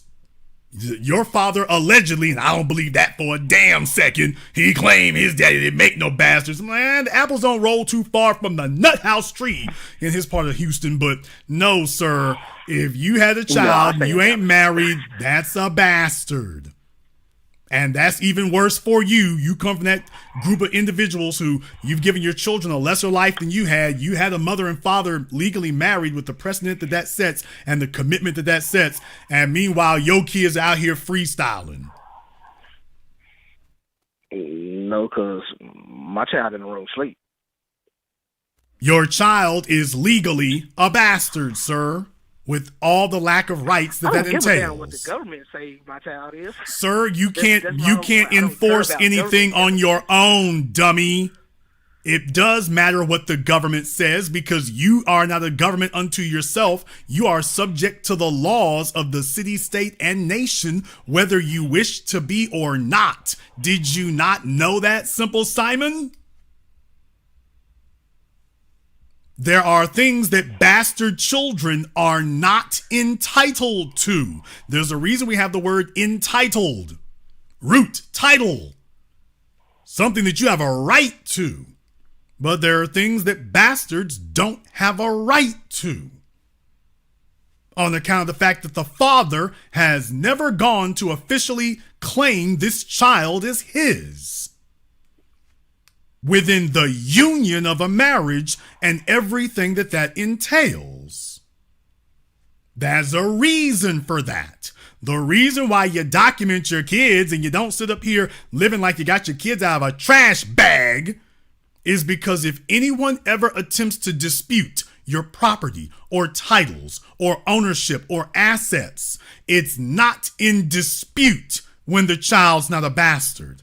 When we know who the mother is and it's documented that you claimed her through marriage, as opposed to, well, this is just a chick I got pregnant, but I don't really fool with her like that. So if you don't fool with her like that, then the products of that relationship are regarded the same by not just the courts, but the society. And Well, that's by your where you got, definition, that's what you, so that's not my definition. That's where your kid My name is. on her birth certificate. Sir, okay, it can be on the birth My name is certificate on the all birth damn certificate. day long, sir. That's not going to She's change the everything non- else. As my daughter, legally. Sir, that's not going to change anything else. If you have a business or anything else, she doesn't have any rights to it.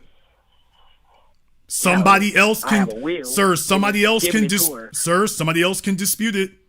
Just stop yourself now. Just stop talking stupid now. You clearly don't understand any of this about how these things can be disputed. Oh my God, 2 words, people, Autumn Jackson. Although I think we've heard enough at this point here. I'm very glad that, by the way, take a look at how hard he's arguing for this too, by the way. Take a look at how hard he's arguing for it. He's obviously not the sharpest knife in anybody's drawer. He's acting like he's a legal scholar on this. And meanwhile, his baby mama is just floating around out here while he's telling me that he thinks I don't like kids. And he's the one making the bastards. I love kids so much, I would never have a bastard. Ever. I would never have them walking around with that stigma as my child. Oh, hell no. Ain't never gonna be. Never. And if I did not trust the woman enough, I'm damn sure not gonna get her pregnant. If you don't trust her enough to make her a wife, why the hell are we making her a mother? Why the hell are we doing that? Clearly she does not qualify to be a wife. Well, let's make her a mother anyway. This is raggedy and sloppy. I can only imagine you got it from your dad, because otherwise you wouldn't be comfortable living under that. You would be just too offended to know that that's what you were doing. You'd be like, oh hell, it was an accident. Family structures don't have accidents, sir. No, I just don't fuck with this the way society defines certain shit. Sir, So, you can't even properly I define it the way I articulate want to it. define it. But sir, you can't even properly articulate it. All you know is you want to be devoid of responsibility. That's all you really know. That's all he really knows. You say what? Get off my phone. There is some dumbass chick out there, and there's a number of you females out there, and if y'all want to know what creates Ciaras other than being raised by a hood rat mama, it's dudes like that. Do you see what that guy just did with a chick in her 20s, just like Ciara? And the female isn't gonna blame herself for having a taste for getting pregnant by raggedy dudes. She's not gonna blame herself for that. She's gonna blame the men. She's gonna blame the men. She's going to say that she was a good girl and she was a faithful woman and the men's wasn't no good. And, oh, Russell Wilson, you need to listen to all this bull crap I'm sitting up here talking. That's what she's going to say. She's going to say that. And then if she is able to catch another guy after that, she's going to go try to find a guy who's straight-laced, a straight shooter, but he doesn't have a lot of experience with women. So sex is kind of new to him, and he ain't never really had a chick lay it on him and turn him out. So since sex is new to him, a chick turning him out is new to him too. So he's going to go for that. He going to go for that. So she's going to go look for that kind of naive greenhorn type of fella. Only when she gets with him, just like she feels like the last guy came in the door looking to get over on her, and he did, she's going to go on to the next male coming in the door looking to get over on him. She's going to come out the gap trying to get over on the next guy. So next time, all of a sudden, she's going to be like, oh, we can't wait no 3 years. We going to have to get married now and kids immediately after. And let me get 3 or 4 of them here because she's just stacking up the deck.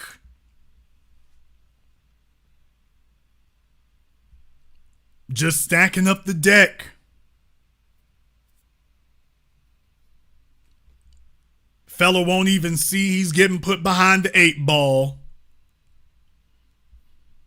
Call America 267. You're on live with The Business. What's your name? Where you calling from? Call America 267. Last try. You're on live. Hey, can you hear me? Yes. What is your name? Where are you calling from? Hey, my name is Steven. Okay, Steven from where? From East Falls, okay, Philadelphia. Steven from East Falls, Philadelphia. What's on your mind? Jason, I want to know how I could get a wife. Okay, first of all, are you husband material? I think I'm husband material. Okay, that's not a good sign right there. I want to be a wife. I want to get a wife. Okay, are you husband material? I'm not sure. Okay, I think we found our answer to everything. All right, but Jason, you do know that we talked before, right? Okay, well, that's irrelevant, sir. Why do you want a wife if you're not sure you're husband material? I just want to make sure that I'm husband material because unless I know that I go out into the world and exert myself from the 4 wives that I already have, I'm going to find out how to get a 5th wife. We did talk. You do know who I am. Why would anyone want to be your 5th wife? Hell, why would anybody want to be the first one? Well, I have the first one here, I have the second and third one, and the 4th one is in Ghana, and the other one is in Nigeria. So I think that I'll be able to get a 5th wife. But when I say 5th wife, I think that being that I'm coming back to the United States and I'm in the United States again, and this is the thing, Jason. Let me talk to you. Yeah, these guys, you notice how these guys always want to jump on here and they start pontificating and wanting to sit up here and do that. Have you all ever noticed that? Okay, sir, what you're not going to do is talk. Sir, what you're not going to do is talk when I'm talking. So you're going to shut your mouth, for one. You won't talk while the host is talking. You might do that stuff with the hood rats on your roof, but you're not going to do that with me. Let's make that very, very clear. I would never have a hood rat. Okay, sir, let's make that very clear. You're not going to come here and talk over the host. So you're going to eat that sandwich first. Now, moving right along. Okay, I got Y'all notice how these cats from these very sleazy, slimy backgrounds, they all want to act like these closet academics and these closet intellectuals. Meanwhile, there's nothing about them that's academic or intellectual. I got a wife over here and one in Ghana and this, that, and the other, which is a bunch of garbage. A man cannot head a household on one side of town and the other side of town. You damn sure cannot be the head of household in America and in Ghana. That's just physically impossible. Actually, it's not. And I'm telling you that it's not. Even though I have issues and problems with it, it's not. But that's not what I'm calling about, Jason. No, that's the only thing that matters, sir. We've already debunked that. You cannot be head of house. You cannot be head of household in 2 separate continents. Sir, you cannot be head of household in 2 separate continents. This is silly, stupid talk going on right now. This isn't my opinion. This is physics. No, it's not, because this is I live physics. 8 months, another 4 months. I have a daughter in Ghana, a daughter in Nigeria, and my 2 boys here, and my daughter in America. Correct. So and it's how not- much so time and how much time can they get spread across 3 continents? Well, 2 continents and 4 geographic locations. Well, the one gets the majority of my time, and the others get a fraction of my time. And you think that makes you look good? Did I say made me look good? I called you for something else. No, Did I sir. say it Sir, makes you look good? I'm illuminating the terrain on which we find ourselves. And the fella tells me he got 4 wives. I just want to. And where can he get a 5th one, dude? You don't need to have the first 4. Yeah, well, I do, but that's not what I'm calling about. I'm saying that the problem is this. When I left back in 2011, and I dealt with, and I married different wives, blah, blah, blah, this was, because I had a little bit of something to give them. So it happened. I have many babies, this and the other. So when I come back to America, what I see in America is nothing that I've seen when I left in 2011. So from 2011 coming back now, I'm seeing that the dating pool and everything else. I'm not a dater. By no means I'm a dater. I You've don't already date screwed people. up everything. If I see, huh? You've already screwed up everything, sir. You done screwed up 4 women on 2 different continents. No, you need to exit all dating pools. If you can find a same-sex relationship, I'll sign off on that one. But as far as you and females, no. We should have stopped this a while ago. So no, dating is not for Come you. on, dude. Come on with that. Seriously, come on with that. I'm asking you a certain point that if I wanted to date an American woman, which I haven't dated in probably 15 years, I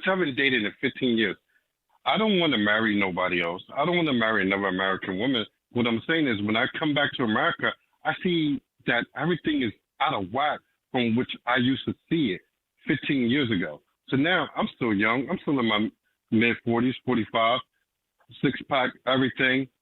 Got everything that I need.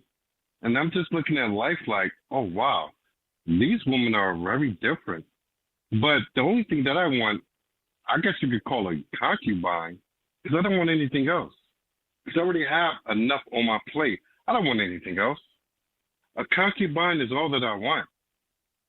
But Okay, you've already got 4 concubines already, sir. No, they're wives. They're married to me. So they're married to Okay, me. sir, as far as concubine, as far as you are concerned, I will sign off on either RuPaul or Dylan Mulvaney. Other than that, I'm not going to sign off on anybody else where you're concerned. You got 4 women and a gang of kids. You cannot possibly afford any of them. And you talking about, can I add more to the bunch? Actually, I do. You could Google me. Actually, I do. I'm calling you for the fun of it, but I do want what I'm saying. Sir, we've already had this conversation. So we already had this conversation. I already debunked you, sir. You don't have to disrespect me like that. Sir, we already debunked you. We already had this conversation. Already debunked you. You're not rich. You ain't papered up. You're not loaded. You're delusional. If you claim you got these women, you claim you got these kids. If it's a lie, that looks bad. If it's true, it's even worse. All my wives can vouch for me. All of them can vouch for me. You know what you can't. You know what you can't vouch for. You cannot vouch for a middle class lifestyle for the 8 of them. Oh wow! On two different continents and 4 geographic locations, you cannot vouch for a middle class lifestyle for the 8 of them. Wow!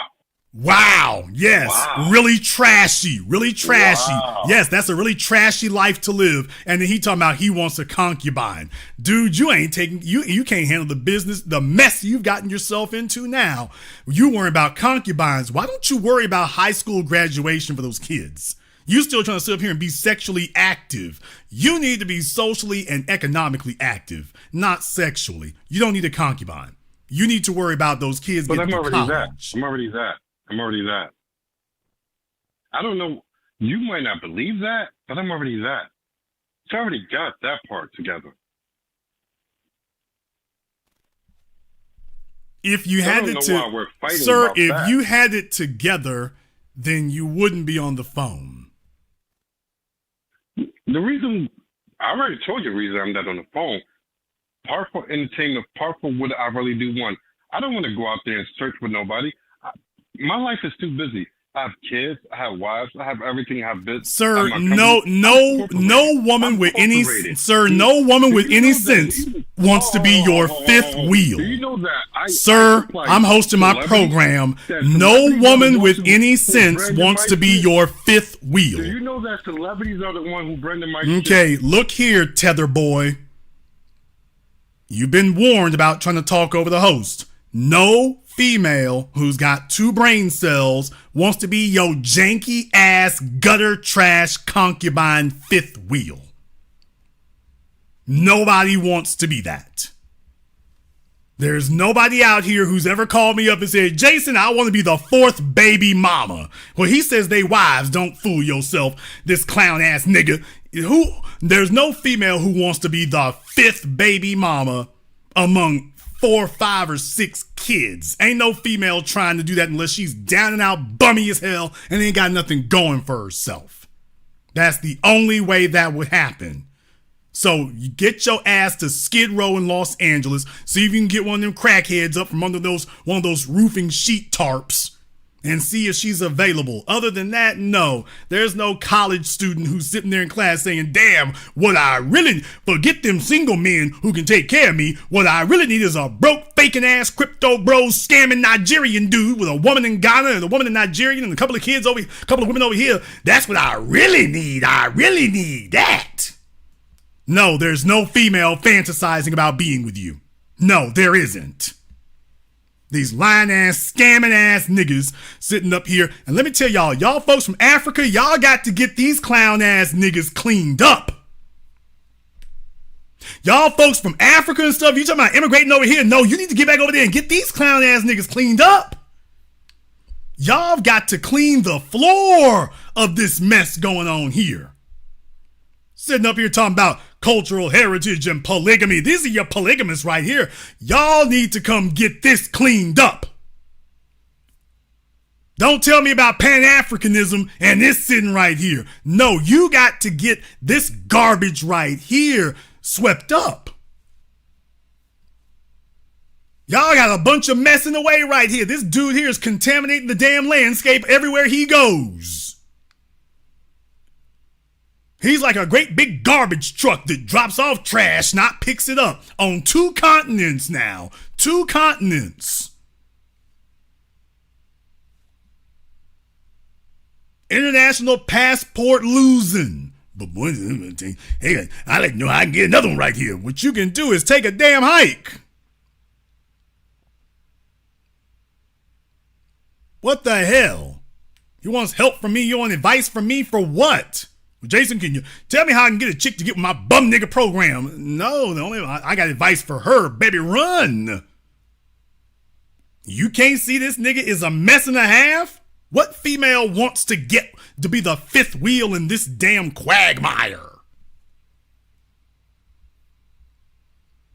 Who's the female who wants to be the 5th male be the 5th wheel in your quagmire, sir? Who would want to do that? Because I'm better looking than most people on this earth, and I have more money than most people on this earth.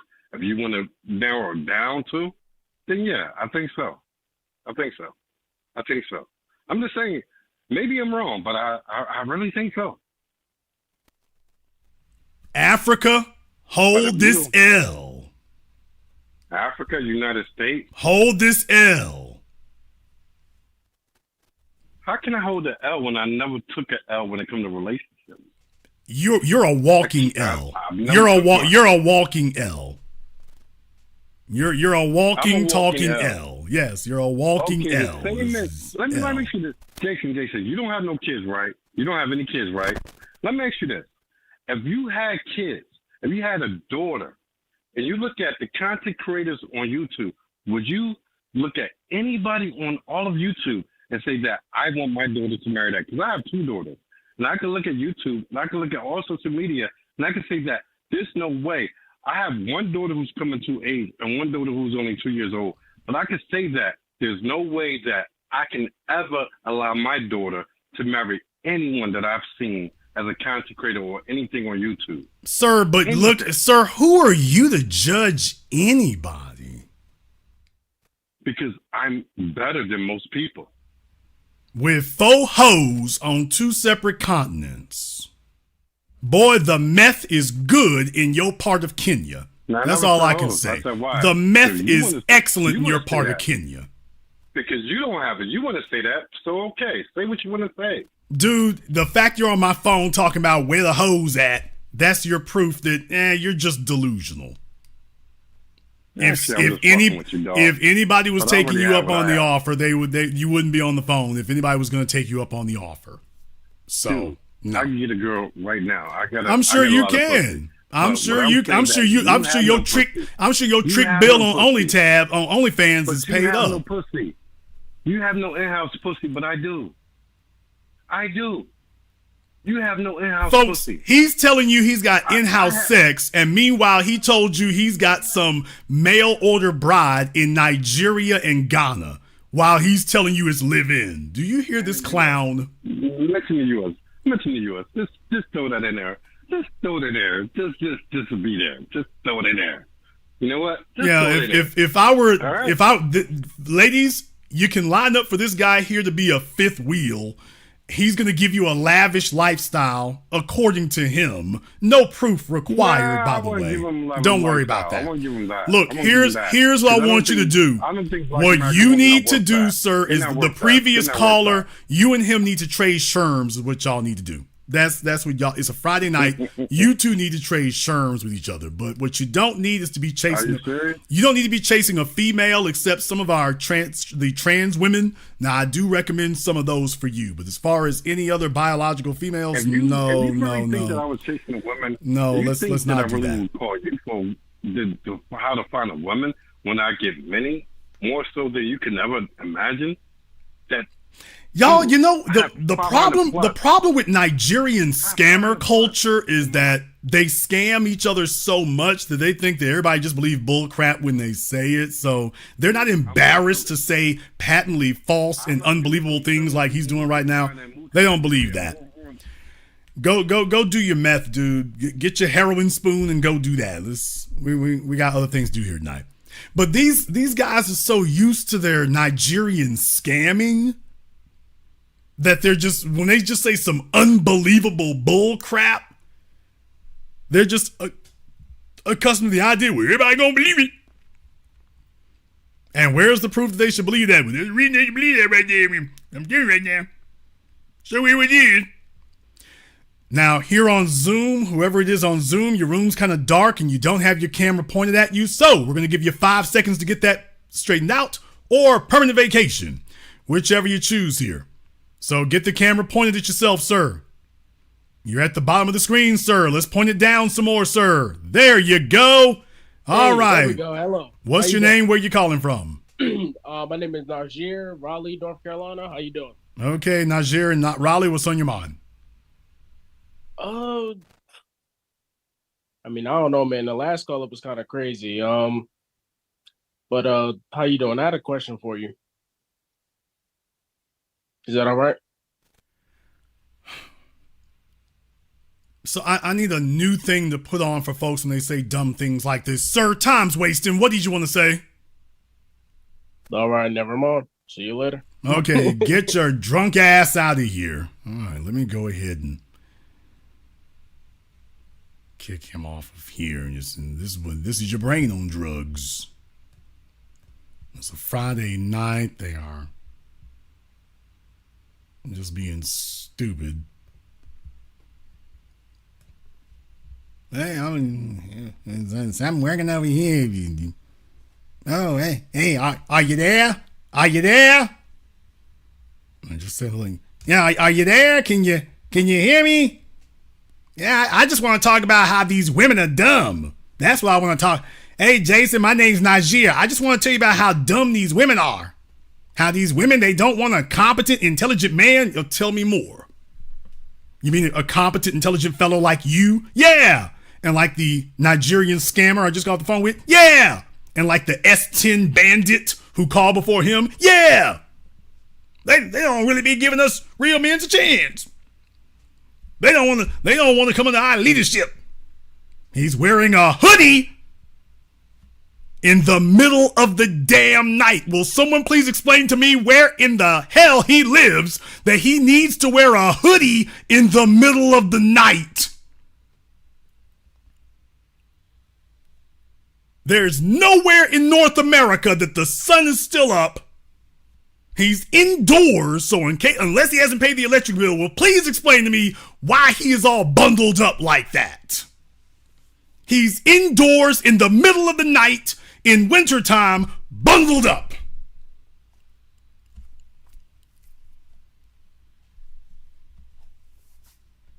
What the hell is going on? Call America 404. You're on live with The Business. What's your name? Where you calling from? Hey, Jason. This is JT calling from Atlanta, Georgia. JT from Atlanta. What's on your mind? Oh, man. What's going on tonight? Hey, I just want to get back on the topic when it comes to Mr. Russell Wilson. So I just want to explore a thought here. Now, he says that he got the chance to have a conversation with the Lord himself, with the Most High. And I just can't help but to think, like, if I had the ability to talk to the Lord himself, I would want to know certain things. I would want to know how to get wiser. I would especially want to know how to get the oppression that our people are facing in this country off of us. Yeah, but that ain't it. We're downtrodden. Yeah, I hear you, brother, but I'll let you finish. But I hear you, but there's a specific reason why that ain't gonna work specifically for him. But go ahead. Yeah. He claims, and this is something that the church does, and this is why I'm disappointed with the church system in America. You know, you said this before, and I think this rings true, but our religion should empower us and not subjugate us. But when we look at the church and how they talk about religion and how they talk about the Bible, all it does is subjugate us. So I'm looking at Russell Wilson. Incorrect. That's incorrect. That's actually incorrect. Let me go ahead and step in here now. The problem with what you said was that if you had the opportunity to talk to God, then you would be trying to get wisdom and insight on how to liberate and uplift our people. Here's the problem. Right. Implicit in what you just said was that you are black first.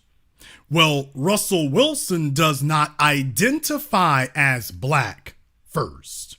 Russell Wilson identifies as Christian first.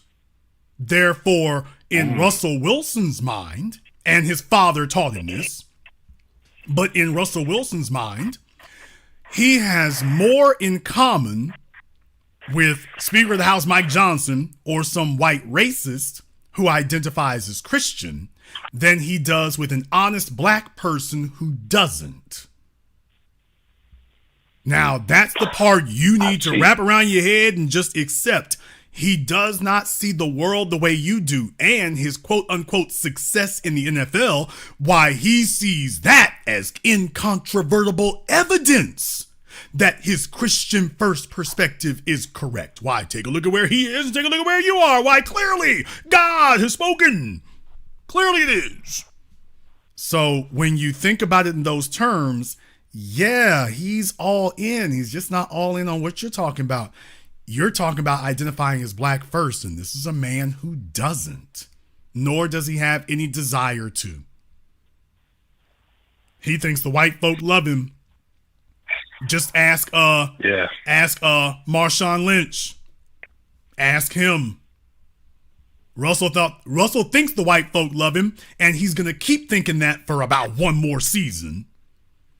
He's going to keep thinking this for about one more season, assuming, of course, he can get drafted or traded to another team. If he can't, his attitude is going to begin to shift. How far? Not sure, but trust me, it will. But that's the reason why your explanation isn't going to work there. You're talking about a Christian, not a black man. Great point. Great point. I didn't see it from that light, but definitely a great point there. Yeah. Hey, I don't want to be long. I just wanted to get things back on topic. I mean, the last few calls they were crazy, but yeah, first time caller, long time listener. I appreciate what you do. Be one. Thank you very much for giving us a call here tonight. Yeah, like I say, I mean, you're not going to be able to talk any sense into him. As far as he's concerned, he's Team Jesus, whatever he defines as Jesus, and y'all Negroes are over there, and the issue isn't black and white. The issue is saved and unsaved. Or your wife is swinging her butt cheeks. Well, don't worry, Jesus will take care of that. But otherwise, I'm okay with her, and y'all need to be okay with that too. Take a look at how great things are going for me. All you need to do is pray some more. Get prayed up. Yeah, y'all just need to get prayed up. It's worked for me. Get prayed up. Now, he took a little old trip down to Denver. They used to say the devil came down to Georgia. Well, the devil came down to Denver. Now Russell's like, let's stay prayed up. Oh, you're looking real sweaty and nervous over there, Russell. You're looking real sweaty and nervous. Are you prayed up, Russell? Tough times don't last, but tough people do. Okay, well, tough contracts don't last neither. By the way, you might want to look out for that last mortgage. It's about to hit you like a tour bus. Don't worry about that. Okay. Call from area code 940. You're on live with The Business. What's your name? Where you calling from? Oh, this is Brother Ramel. From the moon and from everywhere I've never been. All right, Brother Ramel, what's on your mind? Oh man, I'm listening in, and I don't even know what to say because the arguments speak for themselves. I don't even know how to come in on behind all of that. I was just going to say something about my relationship with women, but damn, I don't even know where to begin. I have had experience with women in my life, and you know what? I just want to commend you for doing a great job, and I'm just gonna lean back. Because I was trying to figure out what I was gonna say. I really don't have nothing to say, brother. Okay, well, thank you very much for giving us a call tonight. He's calling us from the moon. He's taking a trip. I forget what the old song says. He's taking a trip around the moon, and he's taking a trip around the galaxy. So like, okay, everybody getting lit tonight. Everybody's calling me up lit tonight. I'm gonna have to make a new sound effect for folk getting lit or folk getting drunk. That's gonna be the next one. That's the next one I'm gonna have. That's gonna be the next sound effect I have. Is for either one for people getting drunk or getting high, one or the other. So look for that to come up next, y'all.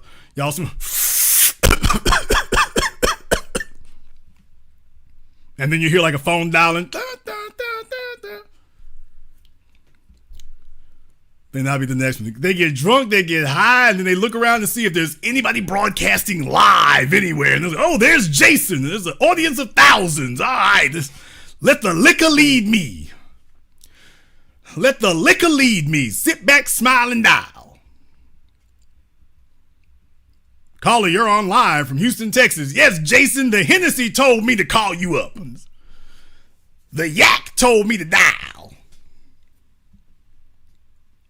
These other callers is real weird and strange, Jason. They calling you with some strange stuff. I got something different. See, what it is, Jason, is, I mean, really it's everything when you think about it. It's really everything, Jason. All right. Where did I put my yak down? Call Miracle 314. You're on live with The Business. What's your name? Where you calling from? Yes, sir. They call me Gator. That's from CB Handle, calling out of St. Louis. All right, Gator out of St. Louis. What's on your mind? Yes, sir.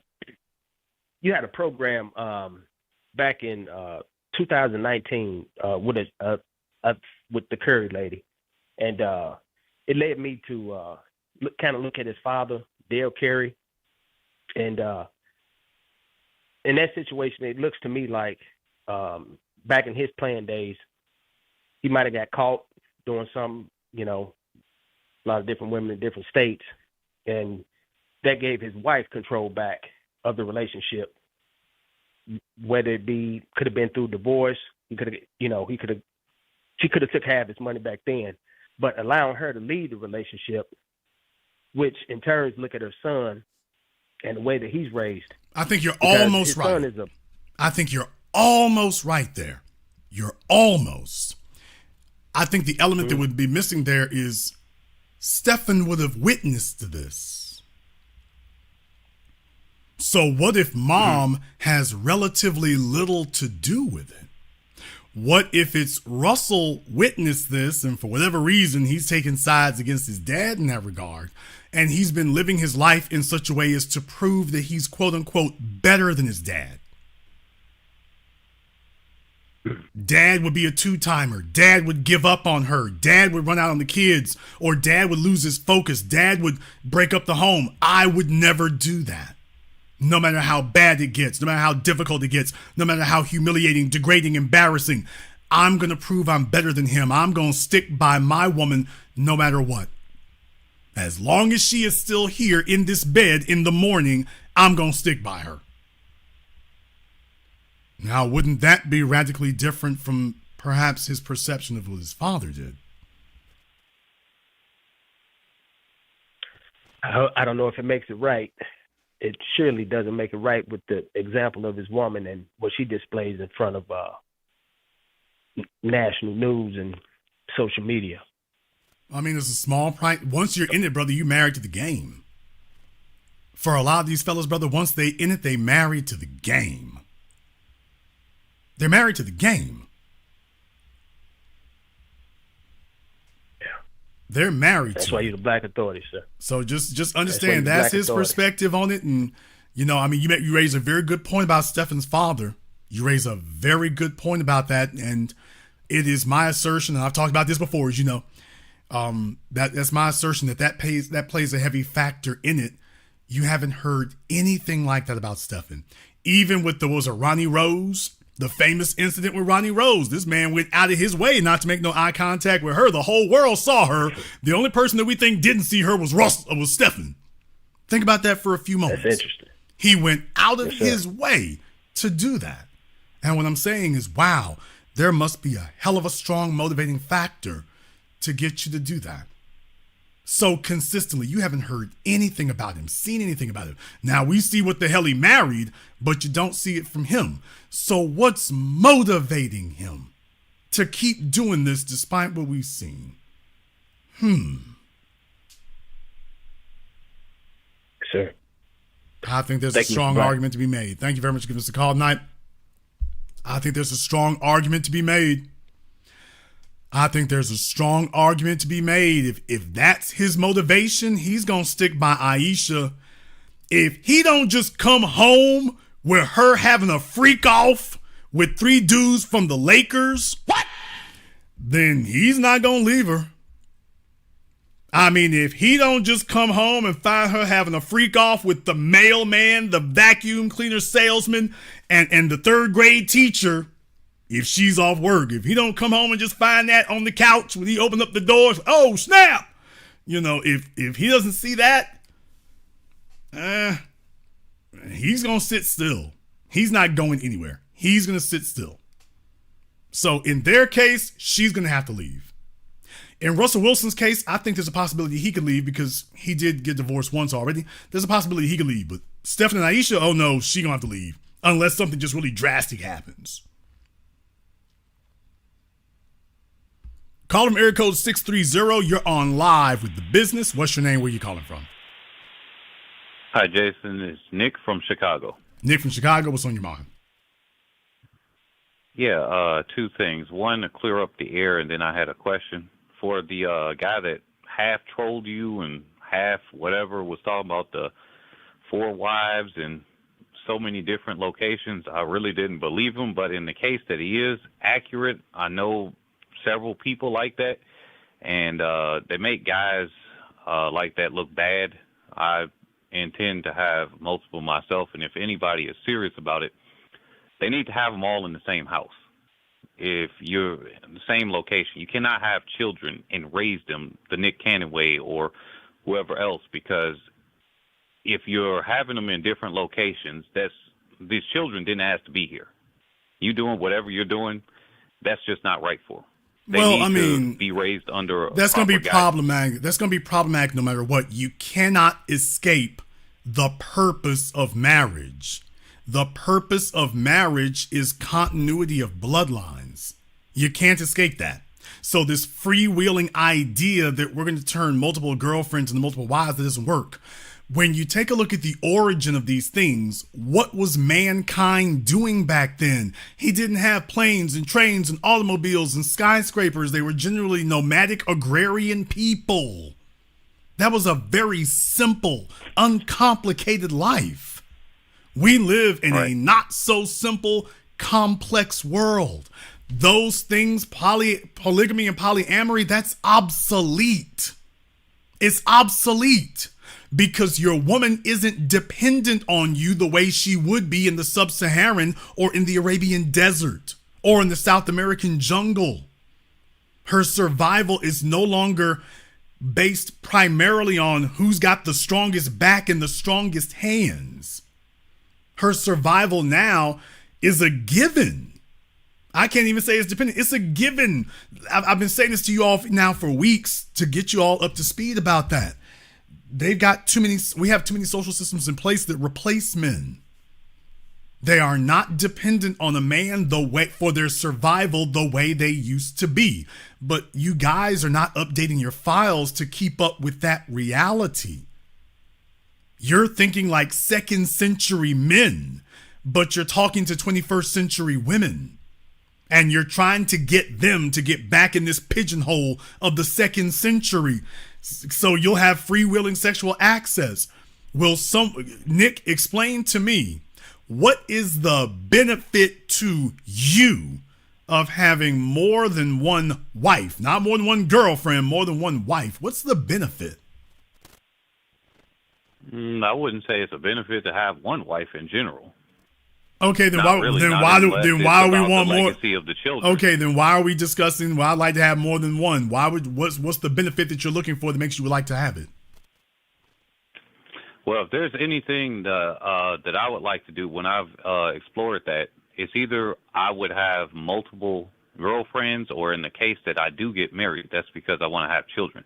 That's the only reason I would get married. So if I wanted to have a child with a specific other woman, and I think she's good enough to marry, that's the only way I will have a child with her. That is the reason I would get married. Okay, let's talk about this polyamory garbage and why once upon a time it was actionable, but it wasn't. We now have a population on Earth of over 8 billion people. The time frame that you guys are talking about was when mankind's population was measured in the dozens of millions, not billions. That's a small group of people spread across a gigantic planet. They would then coalesce together and collect together and aggregate together in areas. But typically speaking, these were small groups of people, maybe thousands, maybe tens of thousands. But these were small. In America today, a city of 100,000 people would be a small city. You can't, I mean, you would barely, in some cases, want to classify that as mid-sized. You would have to struggle to call it a mid-sized city. That's a small place. You could fit the whole damn city in an NFL stadium. Certainly a Tiger Stadium in Louisiana. Think about that for a few moments. Well, that used to be the population of the booming meccas of the 2nd and 3rd and 5th centuries. And now we're trying to imprint that elsewhere. Now, there were some cases where the population would get into the millions. Well, sure. But now we're talking about various empires. We're not talking about the majority of the masses. We're not talking about that. So with that being the case, you have these small groups of aggregated people in these various areas. That's easy to manage. It's easy to keep hoe control when there's only 5,000 of us. That's easy. Everybody knows whose daughter that is. Everybody knows the town slut. When you're dealing with 5,000, 10,000 people, everybody knows. So that's easy to manage. In the 21st century, brother, the women you talking about won't even be from the same state as you. You have no information on her background, no information on her upbringing, no information on her people. All you got is her, and hopefully your perceptiveness will be able to be accurate. That's all you got. So you're in a far more complex situation with far less resources to vet this person than the 2nd and 3rd century had. These are two totally separate things. Now, let's talk about the wife aspect of it. First of all, you blew it up when you said, I don't see the benefit to having one wife. Well, then if there's not a benefit to, if you see this problematic to have one wife, then there's certainly no reason to have 3 or 4. So that argument right there blows it up on its own, but I'll keep going. You already did it, but I'll keep going. A man in the 21st century who is going to run a competent home needs to be able to focus his energies. And it is far easier and far more efficient to focus it on one female than it is to spread that out and dilute it across 3 or 4 or 5. You cannot give the same quality of leadership, quality of mission, quality of improvement, quality of discipline to 5 different females as well as you can give it to just one. You only have 24 hours in the day. You are diluting your focus. You're distributing your focus in too many different areas. So that's not very efficient. As Javier Bardem, Anton Chigurh said in the movie No Country for Old Men, don't call a whole bunch of people. You find the one right tool. So what you do is you find like Malcolm X, you find the one right female. Dr. King, you find the one right female. Then you let her have a gaggle of kids. You find the one that you can focus all your energies, all your attention, all your resources on. Furthermore, you can give her all of your oversight, so if something hanky is going on, you're going to catch on to that a whole lot quicker. Can you imagine having 5 women and trying to figure out one of the 5 who's cheating on you? It's hard enough to be able to determine that with just the one. True. It's hard enough with just one. Now you got 5 pleas, and that jackass talking about he got a woman in Nigeria, another one in Ghana. Them hoes getting stretched out right now as we speak. On a Friday night. They on OnlyFans right now making it donk. And he's sitting up here talking about what he in charge of. Negro, you don't want nobody showing the hidden home cam of what's happening with your chicks on the other side of the damn world while you talking like a fool over here. So that stuff sounds cute to say, but it's just impractical. It's impractical. Now, I have more than one girlfriend. I've always kept things like that, and as long as I'm single and unmarried, that's going to be the way it's going to be. If I ever decide to get married, that's because I found the one. And all of my energies will be focused on that. Because in business, you don't sit up here and diversify your focus. You don't do that. You don't split your attention. You don't do that. You find the one investment and you put 100% of your focus into that one investment. When that investment is solid, then you start duplicating that investment. Oh, that sounds like getting a wife and kids. You don't sit up here and say, well, I'm going to start a Subway sandwich shop, and then I'm going to start a tire repair store, and then I'm going to start a scuba school. You look at the person like, this guy's crazy. There's no way you can be an expert at all those disparate things. So if you've got that kind of situation, you find the one right female, she's the one that she's got the strength of 10 females. It's like, why do I need 5 chicks? The one I got, it has the femininity of 10 of you. The femininity, the intelligence, the competence. She's in tune with me. That would be a waste. That would just, you want to find the female who's so on board and so compatible that it would be a waste to sit up here and distribute your attention across multiple channels. It's that kind of dispersion.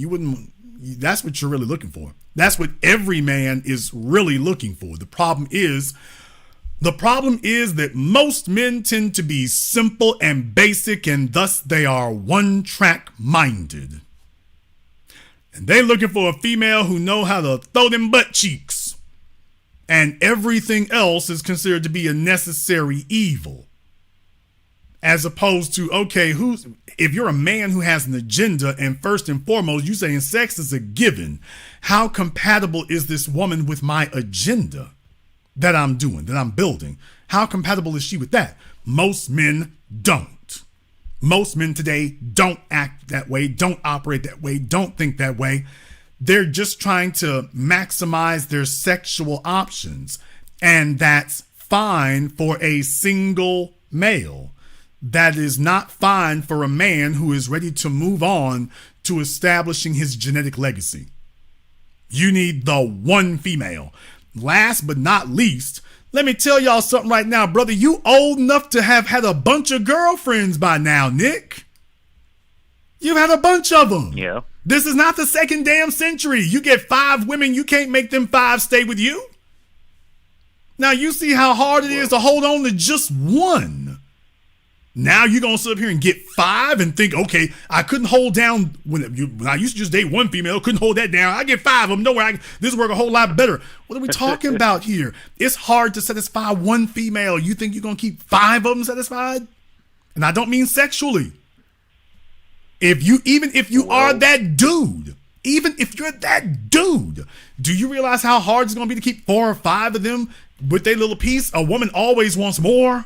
Especially if you that dude. Now, if you're a bum or you're basic or you're just beta and genetic, she's like Ciara. She don't give a damn and she don't see you but once a year. But if you're that dude, she's going to demand to see you, demand to be with you, because being in your presence is what fulfills her and gives her value and gives her status among other people. Just being in your presence. So you ain't going to get away from that. That won't happen. You got 5 of them, then either the 5 of them don't value you the same, or if they do, it's going to be a damn knockdown drag out in here. Because that's what they don't talk about in these polygamous relationships. These hoes be knifing each other in the back and every damn thing else. There's the real problem, because you're going to have to show preferential treatment to one. You're going to have to. There's going to be one that you get along with better than the others, and they will all see it. And you're just hoping that they all just sit there and roll with the program. And if you can hold on to them until they become elderly, maybe you can do that. But by and large, if they're young females who feel like they got options, no, sir. When they see you giving preferential treatment, and preferential treatment simply means attention, the way you look at one of them. Do you talk to one of them a lot more than you talk to the others? Do you talk about your business with one more than the other? Okay, the rest of them see, well, damn, clearly he has preferential treatment for her. Clearly he prefers her. And that's against bloodlines. The whole reason why polyamory and polygamy has never worked. Polygamy has always been the death of empires.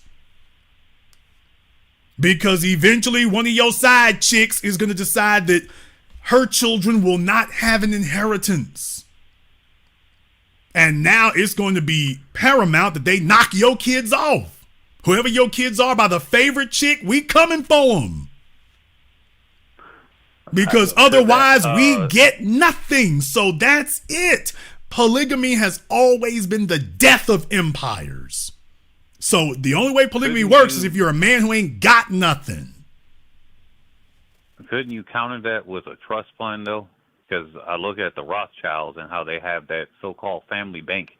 And they're one of the rich people that are able to keep their money within the family, where they have, at least what's public knowledge, $1 or $2 trillion that they all manage, that they have to do. Like, I put serious thought into different angles, whether it's a family bank, a trust fund, because a will won't work. That could just be destroyed, even with one wife or other things. I mean, I've seen that time and time again. But a trust fund, unless they bust it for black people, which that wouldn't be a surprise, that doesn't seem to have a counter. Okay, sir. Because Nick, are you telling me that there are multiple wives within the Rothschild, Rockefeller trust funds? Is that what you're trying to tell me? No. Okay, then that example is not compatible then. So find me a compatible example. Okay, fair enough. Because we can talk about trust funds all we want to, but unless you're going to tell me that those trust funds are also accommodating multiple wives, it ain't going to work. It's not going to work. By definition, the executor of a trust fund is going to decide who gets what anyway. If they see you sitting up here doing things that dilute the fund, that's going to be it. You become the relative that folks start looking to get rid of. They start looking to dispossess you. Oh yeah, that happens in trusts too, by the way. Trusts determine the beneficiaries. Yeah, but if the executors decide you bad for the village, guess who we get to kick out? Yeah, you own drugs, you're messed up, you got too many hoes running around here. Yeah, we're done with you. We're done with you.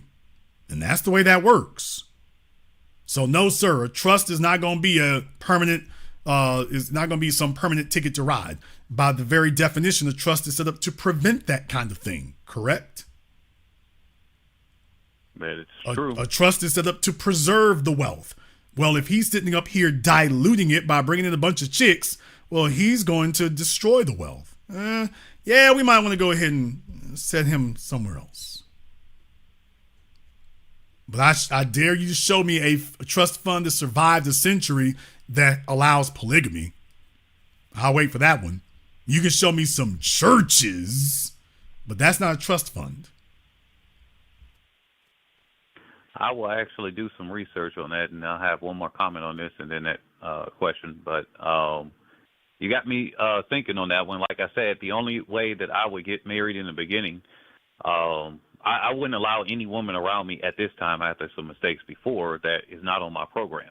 So anybody that's around me, whether it's a girlfriend or a future wife, they would be on that program. And I put them through all of the rigorous thing, background check, PI, all the things that you talk about on here, actually. But I would get married under the simple fact that I'm not having a bastard kid. At the moment, I feel like I would want to have a kid with this woman, which already, if she's around me, I would think that she's already somebody that I could potentially marry. Unless I just told her straight up, hey, look, this is how it is and whatever. And then, like you said, they always break bad. But that's why I would get married. So if I were to have multiple wives, it would be under that aspect. They're already part of the team, and I would want to have a kid. But you got me thinking on that, so I will potentially reconsider. Here's the way I take a look at it now, and I've given you all the rules about wait till you're in your late 30s or 40s and you got your income, not your net worth, your income. Net worth is irrelevant. Your income is over $100,000 a year. Because I believe the real issue with males today, and I know that's a general standard I'm giving, but I think it's a good one to use because I think the real deficiency among males today is they're getting married when they don't have enough life experience and don't have enough to lose. And if I burden you with telling you now, you got a lot to lose, but you've also been given a life experience to understand that these chicks really will make you lose it. Combine those two things together, and now in a modern context, I think we've gone a long way to alleviate you of your naivete. Thank you very much for giving us a call here tonight. Let me go ahead and get over here on Zoom. I got Earl over here on Zoom. What's on your mind, brother? Okay, he's trying to figure out this newfangled technology. What's on your mind, Earl? Oh, boy, he's got to digitize it. Okay, he's calling us from Botswana. Okay, you're digitizing on us, Earl. I hope you're not using your 4G.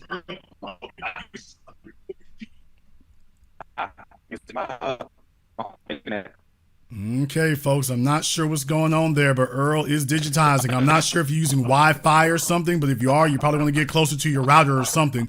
Your video looks good. Your video is good, but your audio is your audio is handyman. Okay, Earl, here's what I want you to do. Earl, here's what I want you to do. Go ahead and just drop your call and then come back in again, okay? I'm going to put you back in the waiting room. Just go ahead and get off of Zoom and go back into it again. Let's see if that works out a little bit better. While he's doing that, let me get caller from area code 504. You're on live with The Business. What's your name? Where you calling from? It's Corey calling from Las Vegas. All right, Corey from Las Vegas. What's on your mind? So the program tonight is very, very inspiring.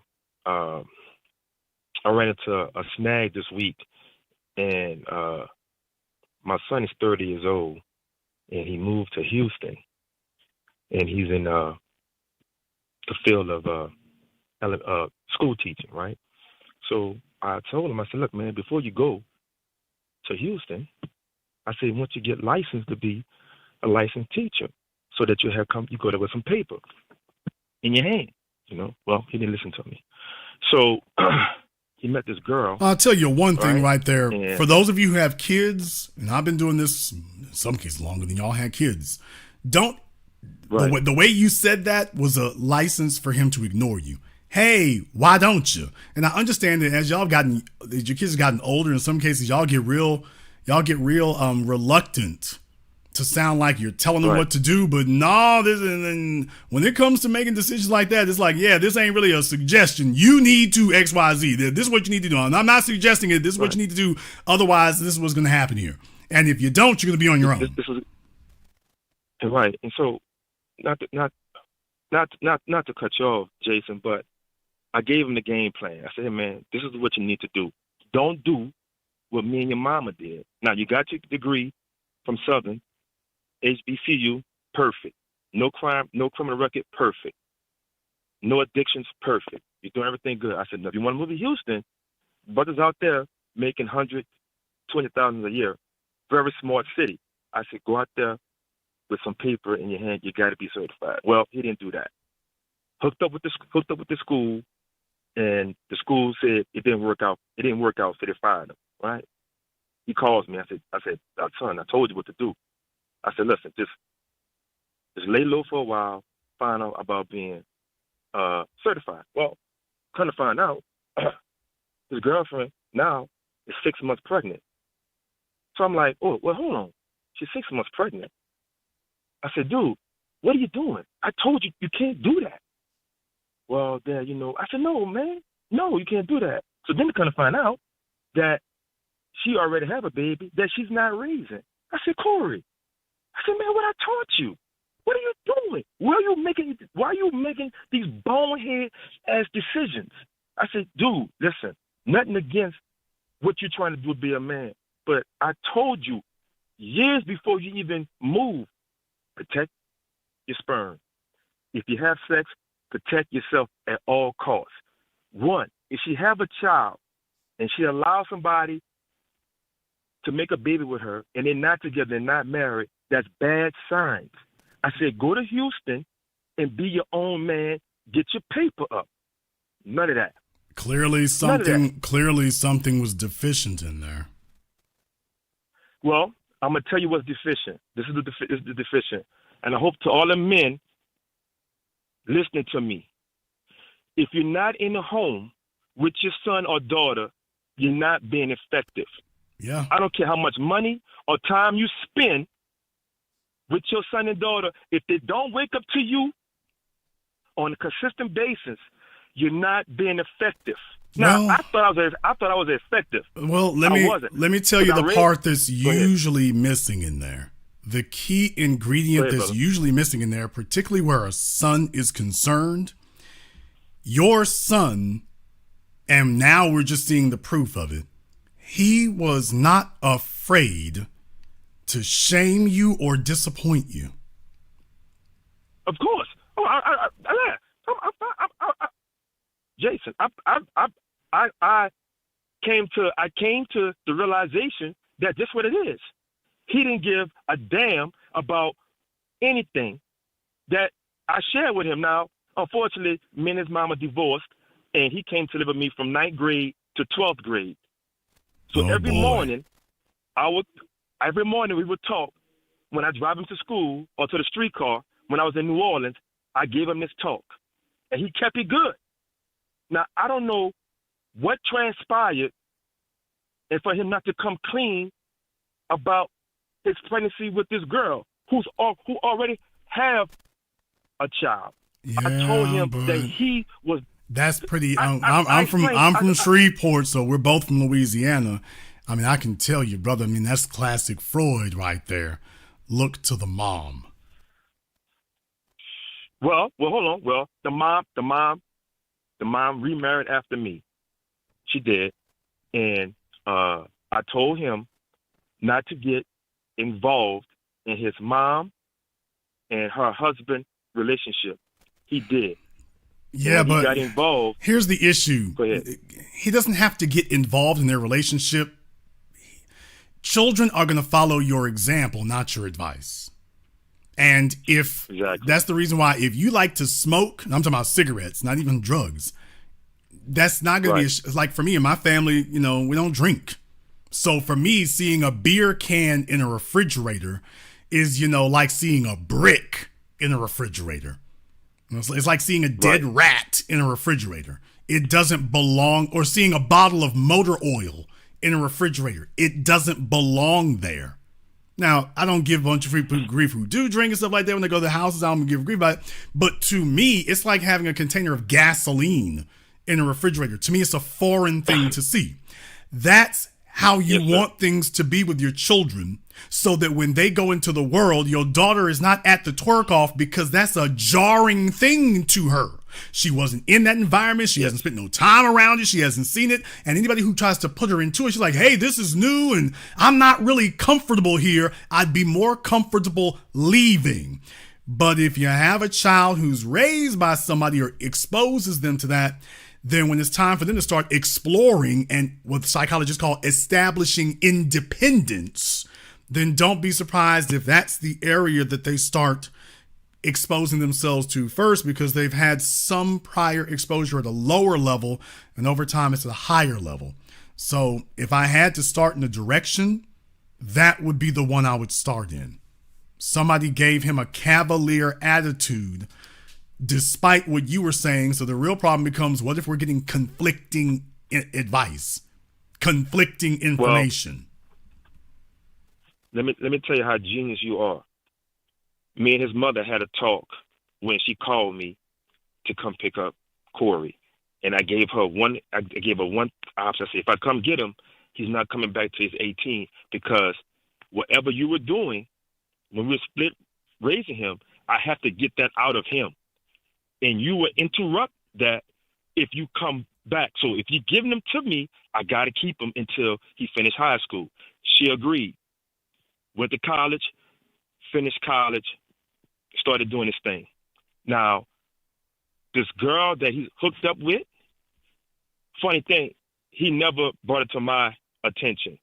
Basically, he hid her because of what I've learned from you and what I learned through experience. And I said, son, you have to listen to me. She might be a cool chick, and I understand that, but you got to protect herself. But her tendency is this. She already have a child that somebody else is raising. So the first thing you have to do, listen, we good, but I'm not having children with you based upon the information that is given to me. But that's not the part. That's not the part that's the problem there. The part that's the problem is that your son, when he left you, did not have an already firmly established agenda for his life.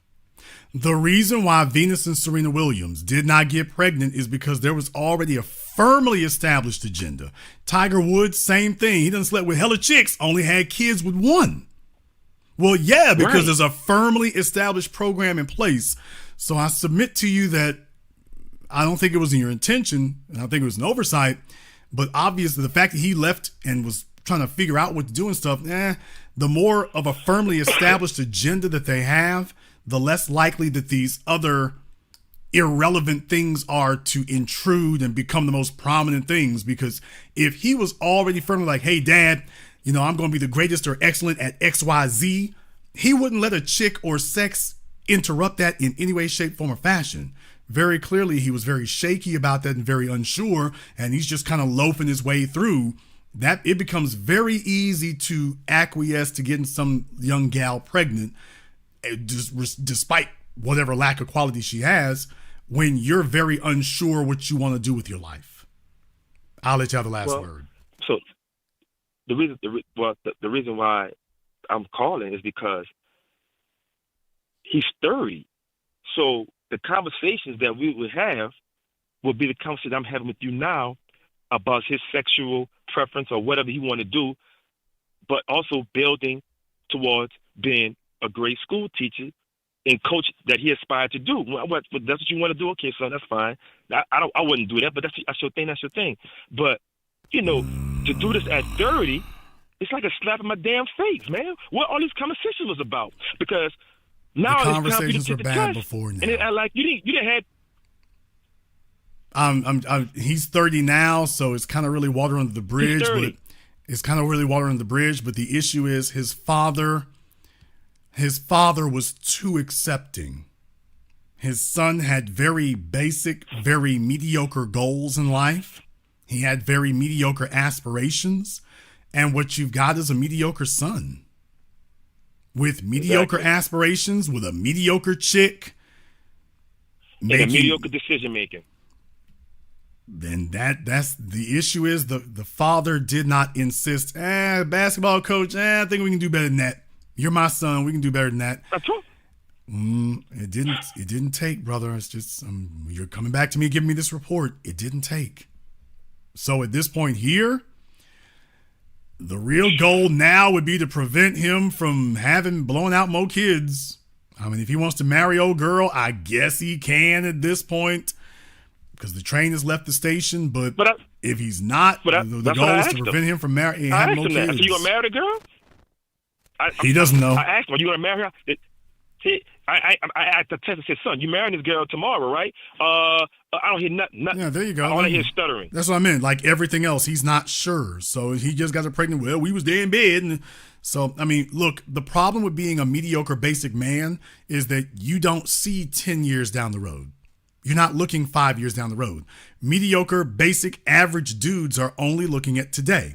That's why your check cashing places, you don't have the rich and you don't have the highly, educated. You got the average person. The mediocre person is who does those things. They don't look a year down the road. They don't look, sure not looking 5 years. They look at what's right in front of them and what they feel like doing now and what they think will feel good now. Right. But there is no forethought going forward. So it is what it is. Thank you very much for giving us a call here tonight. Let's go ahead and see if we can try Earl one more time here. Hopefully his Zimbabwe broadband is doing better. We'll see if it does there. Hey, what's going on, Jason? How you doing? Can you hear me now? Okay, we hear you better now here. He's got his Zimbabwe broadband worked out. We appreciate that. What's on your mind?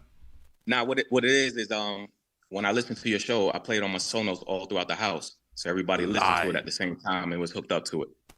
Okay. So that's what it was. It's a broadcast, not a show. But thank you very much, Earl. We appreciate that. Broadcast, yes. All right, what's on your mind? But it's funny how, earlier today, when you were talking about the whole Russell Wilson type situation, and earlier today, I was listening to one of your other broadcasts when you had V and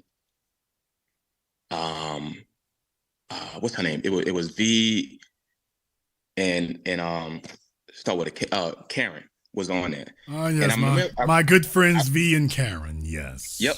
I remember one of the statements that Karen said. She was like, "I can have it all," and she kept on and she repeated that a couple of times. But yet, when you came back to saying, I think that was V. I think that was V who said she can have it all. Okay, although Karen believes much the same thing, but go ahead. Correct. Yep.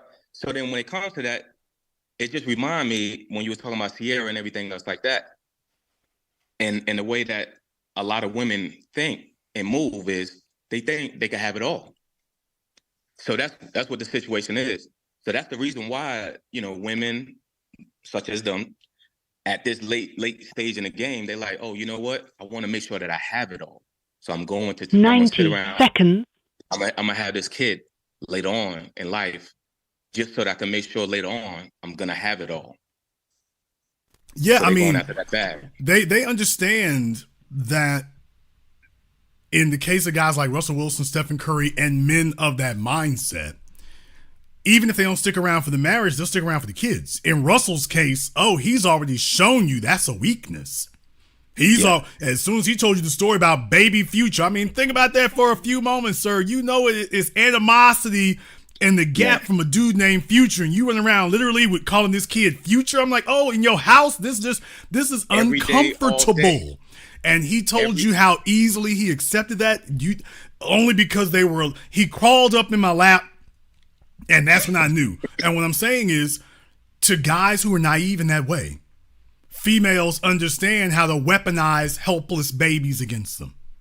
Ciara knew what she was doing. So the first time you met her, this kid's crawling on you, that's not accidental. To this little greenhorn dude, he thinks that's accidental. That's not accidental. She's roping you in. Let me see if even if you're not attached to me, certainly you wouldn't take advantage of a baby. And sure enough, he hasn't.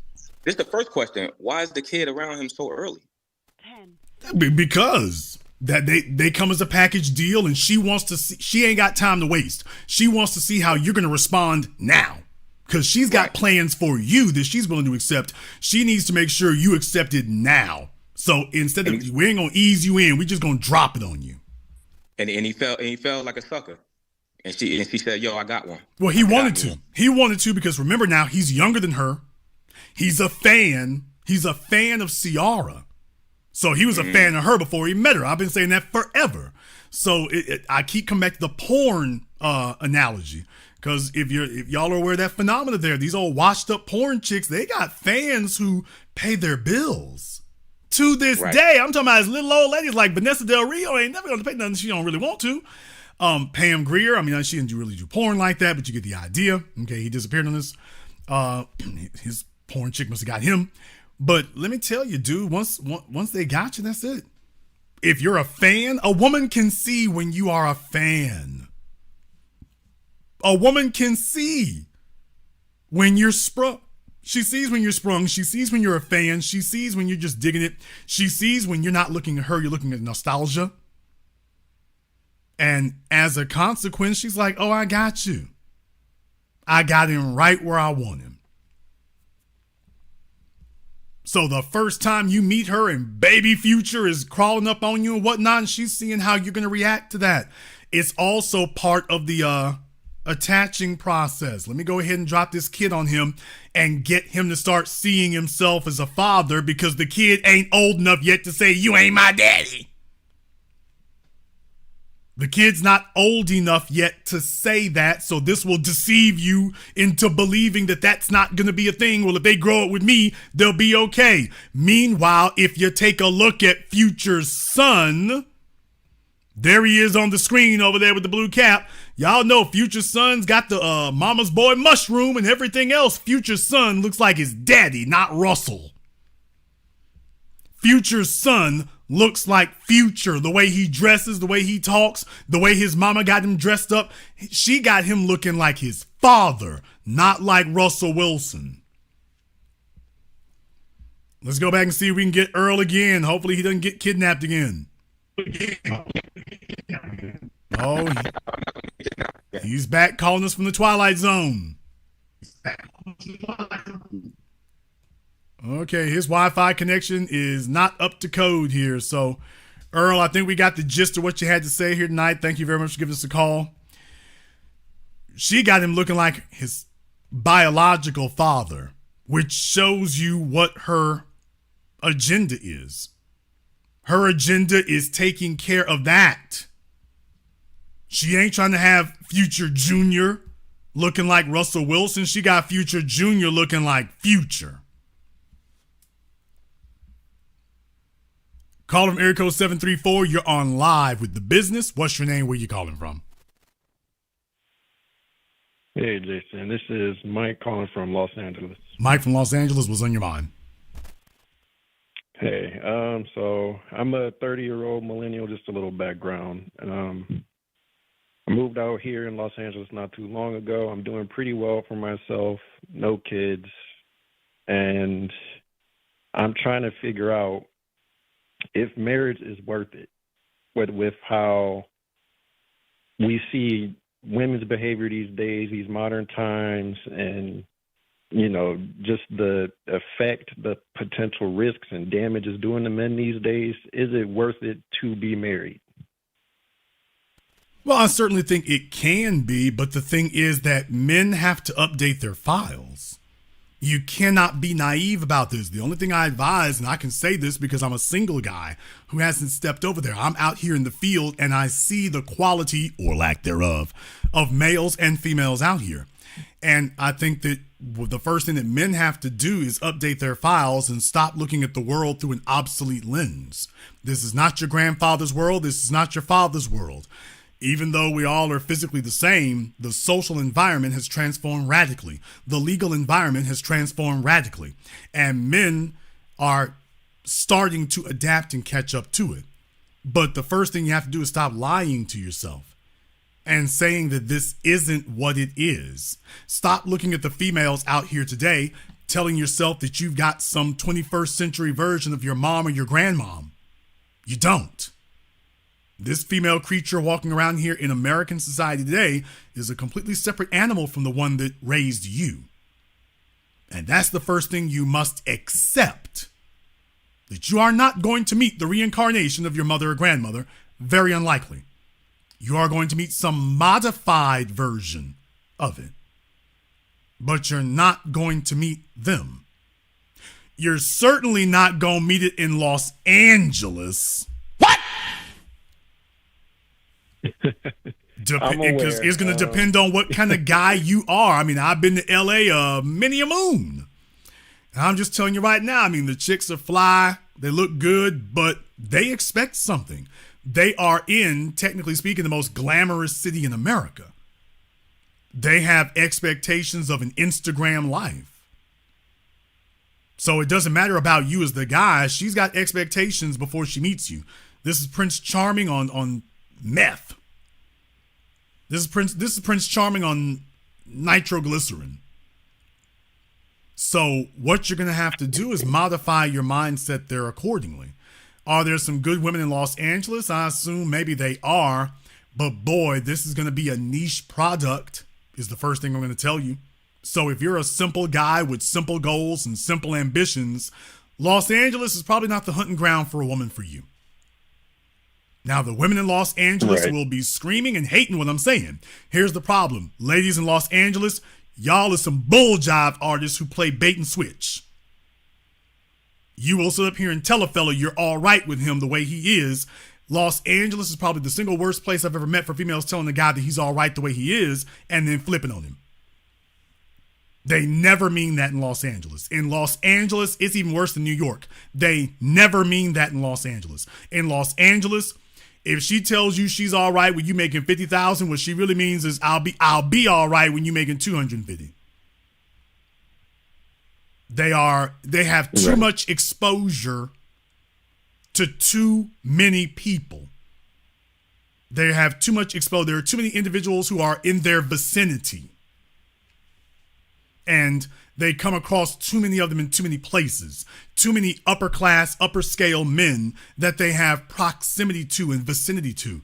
And that gives them the desire, even if they don't deserve it, even if she's a size 16 and completely ineligible, they have the vicinity to it. So it starts feeding that expectation and assumption. And you will not be able to diffuse it. Once that thing is lit, you're not going to be able to diffuse it. Well, Jason, when is it lit? By the time they're in 5th grade.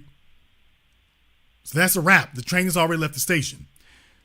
But by the other regard here, I have to tell you, Los Angeles is a worst case scenario, is far from the isolated one.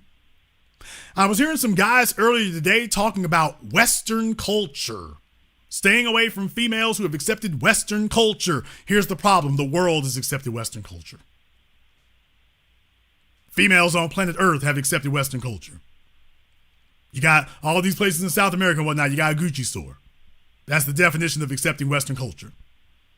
So with that being the landscape, the real thing is, can you avoid stupid things? Can you avoid dumb things?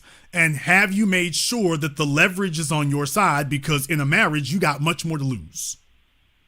So have you done your due diligence and made sure the leverage is on your side? Well, Jason, how do you do that? As men, naivete kills us. Remember, time is a man's ally. It's a woman's enemy, but it's our ally. Men are naive when we're young. Females, especially when they get run through, they find out dudes will lay on top of you and then not call you back. Now she's out there in the world acting in a very vicious, predatory manner. Because she's not telling you about the previous 15 or 20 dudes that she slept with before you. And how she had no problem with them getting their freak off. But then one day they let them know, you're not that serious. Now she's getting with you. And all of a sudden she's trying to dump all these responsibilities on you and trying to trap you or mistreat you. She didn't tell you how she got there. And she's not going to tell you unless you really interrogate her. Well, once you start learning that they really will do that, now if you give yourself enough time in life, because what happens to men is men tell themselves, well, it was just her. She's just a bad one, but they're not all like that. It's only the men who have been with 10 or 20 women who realize, oh, hell, no, this is just female culture. This is female psychology. And then the men stop being bitter about it and realize, okay, this isn't a bug, it's a feature. All right, now I know how to deal with this feature. Because when a man is given enough life experience, he's no longer naive. He's a lot more savvy. And at that point, brother, you tell the bad ones just by talking to them for 30 seconds. She didn't even make it out the gap. That is the reason why older females are so bitter about men who are older. That's why you see older females complain so much, not about young men, but about older men. They say the older men don't want us. Yes, because it takes us 30 seconds to see that you're too badly damaged.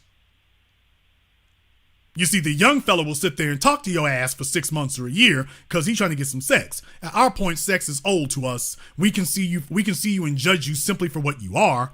And yeah, I don't have to talk to you for 30 months. I just need to talk to you for 30 seconds. And I can see how badly damaged you are. And at that point, we're really not going to talk very much after that. Or at least it's not going to go where you think it's going. So that's why the older females don't like talking to older men, because older men going to cut to the chase. Because we've already met, you remember, if you've been with 10 or 20 women, you've already met the bad woman 8 or 15 times in your life. You recognize every nuance. You recognize every adaptation. You recognize every reconfiguration. You recognize every slogan. Hell, you recognize the nonverbal cues and the body language. The things that she doesn't even know because they're not verbal. You recognize all of those because you've got real world live fire experience with a bunch of them who tried to get over on you before, or they were successfully getting over on you. And every time that happened, you learned. So by the time you hit 35 or 40, brother, can't nobody pull nothing on you over at that point if you've been paying attention. Can't nobody pull one over on you now. And the older female's like, damn, I can't pull nothing over on him. Let me go find a young sap. Well, you can go get one, but he doesn't have anything. So you're getting over on an empty cup. So he's going to get all the sex he wants. And at the end of the day, you're going to be right back where you started, getting used and run through. So I hope you enjoyed sex with the young dude, because that's all you're going to get out of it. And so that's why you have the list of complaints you do. So marriage, I never tell fellas it cannot work. Marriage in the 21st century, I'm certain does work. The people I've seen it work for are the men who approach it with the leverage on their side. You take a look at a Denzel Washington. That man got leverage to burn. But take a look at what he's done. So the men who actually have leverage and keep it that way, Denzel has stayed competitive. He stayed at the top of his game. He's kept his status. He's kept his money. If he got side chicks, he's never publicly embarrassed his wife with them. He's stuck by the rules. He's stuck by the rules. And when you do that and you're the best option, eventually a female gets to a point where she's so old, she realizes, yeah, going back in that dating market ain't going to happen.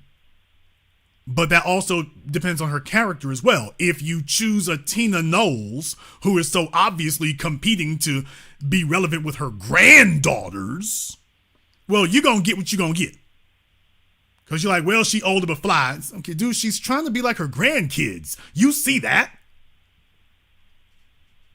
Well, but she looked fly. Okay, well, you go on over there and get bit by this snake.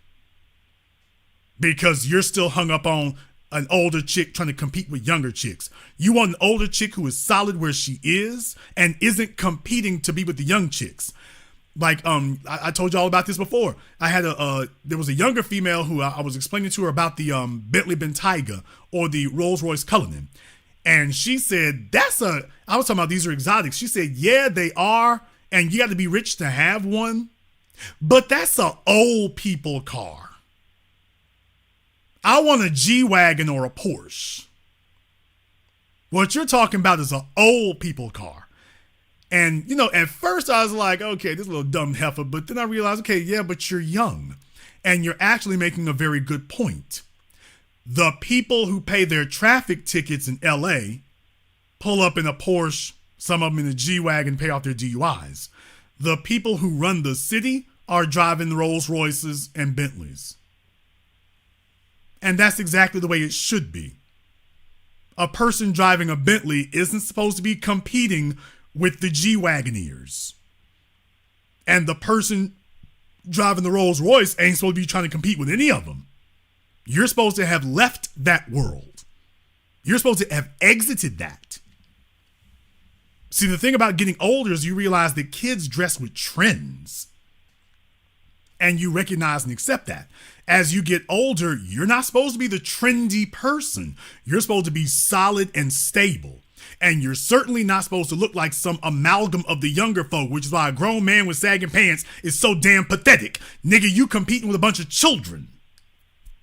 As grown men, we're supposed to look like the adults in the workroom. And what that means is we distinguish ourselves from the children. You're supposed to be actively distinguishing yourself. That's why you wear the suit. That's why you wear the button up. That's why you wear the cotton slacks. That's why you do that, is because I don't want to look like these children. No disrespect to them, but y'all are operating at your level. And you see, just like you sitting over there dreaming of a $100,000 car, I'm over here getting ready for this $400,000 one. That's where we belong. This is where you are in life. This is where I am in life. And by the way, you talking about a car. Me and my folks over here got planes and yachts. This is where we're at. We don't dress like you. One day, if you're lucky, you'll be dressing like us. You trying to get some Jordans. We trying to get some Bruno Mallis. You made a good point there, Jason. I just want to say, because even last year, I came to that realization that, you know, the hoodies and the T-shirts and the jeans and the Timberlands, they aren't going to cut it from where I'm headed. So I actually recently just started updating my wardrobe, more of a business casual kind of vibe. Well, we live in a society that's gone out of its way to sell trends because that feeds capitalism. If you're willing to change what you wear every year, that's what capitalism wants. So the real thing is understanding, don't feed that beast anymore. That doesn't serve you. That doesn't serve your purposes. Don't feed that one anymore. And be comfortable where you are. If you have a female who's going to be your wife, she needs to be comfortable where you two are. If you're leading and saying this is the way we go, she's supposed to be comfortable with that. Well, Jason, how can you tell? When a man, as we get older, it's not hard to figure out real from phony. The other thing is you're moving on your timetable, not hers. The reason why most of these guys get caught up is because the female rushes them into it. She's like, yeah, guess what, fella? She's leading. Tell her, I don't give a damn about the last niggas that quote unquote wasted your time. You're not rushing me into anything. Well, I ain't got time to wait. Well, I suggest you go see if one of them other niggas will answer the phone for you. But you're not rushing me into anything. We move when I move. I'm setting the precedent now. We move when I move. Russell Wilson says this is a partnership. Jason Black says this is a leadership. Now, I'm not going to say dictatorship, but one step away. On some days of the week, we can be there, but it's not a partnership on account of the fact that he's the one paying for the houses. This ain't no damn partnership on account of the fact that I'll be the one paying alimony and child. This ain't no partnership. So you put her through her paces. You see what she's willing to sacrifice. If she follows you, she's sacrificing for you. And most importantly, she is changing. Here's the key element. The key element. Here's what so many fellas mess up at. The key element is she changing to become more like you? Or are you changing to become more like her or somebody she was with? That's the single biggest mistake I see among males today, is they have no ability to imprint their personality on a female. Dude, she don't dig you. When a female digs you, she wants to know what you're wearing. She wants to know what you smell like. She wants to know the cologne. She wants to know what you're driving. I tell you about that all the time. That's why whenever I get a new car, I got to get two folks' insurance on it, because the first thing they want to do is like, and I will sit up here and get a car for her to drive, and she still demands to drive mine. Every single one of them. They will still demand to drive it. I see fellas today been married for 30 damn years. The woman ain't tried to touch his car. How the hell can that be? Dude, she don't dig you. Like my vehicles, for example, they come with the 22s on them. They stock, but that's good. I'm like Huncho Jack. If no aftermarket wheels, I'm good. I get it decked out the way I want them to be, generally speaking. Dude, and that's for me. Next thing you know, they want to drive it. Like, they'll be with me for a little bit, then they're like, so when you gonna let me drive it? At this point in my life now, I just know it's coming. But that's only if they dig you. So what I'm saying is these are very, very clear cues. Fellas out there who got chicks trying to key their cars and whatnot, they know, all of us know the same thing. It's she's gonna demand to drive it. Because she's gonna demand to drive that. She wants to wear your clothes. I got favorite shirts right now that are lost around America because some chick done run off with it. So she didn't want the relationship anymore, but she got my damn shirt. And what I'm saying is most fellas are like, that's for another guy. That wouldn't happen to me. And what I'm saying is, and the fact it's not happening to you, you're prime for divorce. The woman hasn't bought into you as a person. And you're ignoring that because, she's throwing her legs open. So, I guess we can do without. And that's where you go. That's where you mess up at. If she's not acting that way, dude, she don't dig you. She doesn't dig you. And I would consider marriage to be a risky proposition in those circumstances. If that female is shifting and changing to become like you, she follows your stuff she wasn't watching on TV. She now watches it because of you. She's familiar with things because of you. She's paying attention to things because of you. She got the same kind of credit cards you got. She started to change her wardrobe to have the same color as yours. The stores you shop at is where she wants to go. Your taste in jewelry is now her taste in jewelry, as opposed to Russell Wilson's situation, which is exactly the opposite. If I see that, I'm like, oh, dude, she with you? You better get a life insurance policy, because if you ever attempt to break up with her, she's going to try to kill you. This relationship is going to end in a body bag for one or both of you, because she's like, oh, I'm in it. I am in it. You all have been taught that that's toxic. What I'm telling you is if a female is not toxic about you, she don't love you. You let these jackasses on Oprah tell you otherwise. Oprah Winfrey is so psychologically and emotionally damaged that she can't love anybody except a dog. And they're in her will. That's why a man can't be. No, if a female is not toxic about you, she doesn't love you.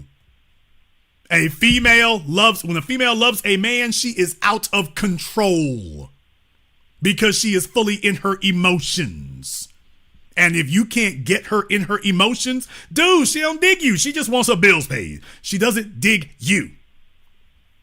If she's not head over heels, if she's not threatening to mess up the car, if she's not doing that, dude, you ain't solid. You're not. And other folks telling you shouldn't be like that right there. Okay. That's a chick there who has no problem getting up and leaving you this afternoon because she was never there. She was never invested. Never was. But that's usually because you didn't give her any reason to be. You don't excel. All you want is sex. There's not a lot of depth. If she gets with you, her life isn't going anywhere. If she gets with you, her life isn't going to go anywhere. That can be a difficult thing for men to accept. But it's true. It's true.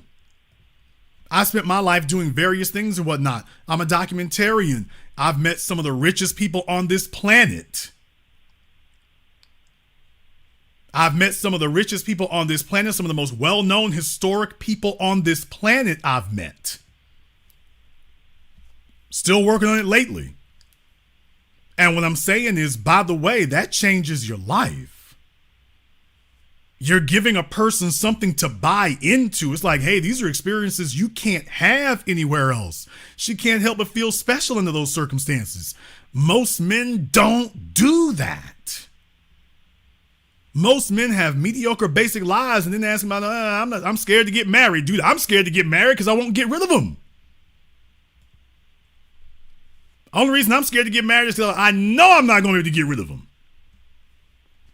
And what I'm saying is most men would not have that problem if that wasn't the case. They wouldn't have that problem if that was not the case. Take a look on your screens, everyone, right here, right now. You can take a look on your screens for just a roll call. And what I'm saying, I'm not saying this to sit up here and flash anything. What I'm saying is, by the way, this is what I've excelled at. And you can compare me to other guys, their vocation in life and what they do and what they've done. If fellas had that kind of attitude that that's what they were supposed to be doing, that it would be different.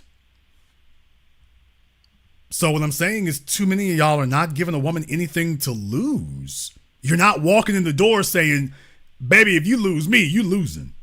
You're losing. Because you've been told that that's arrogant. You've been told that's conceited or narcissistic.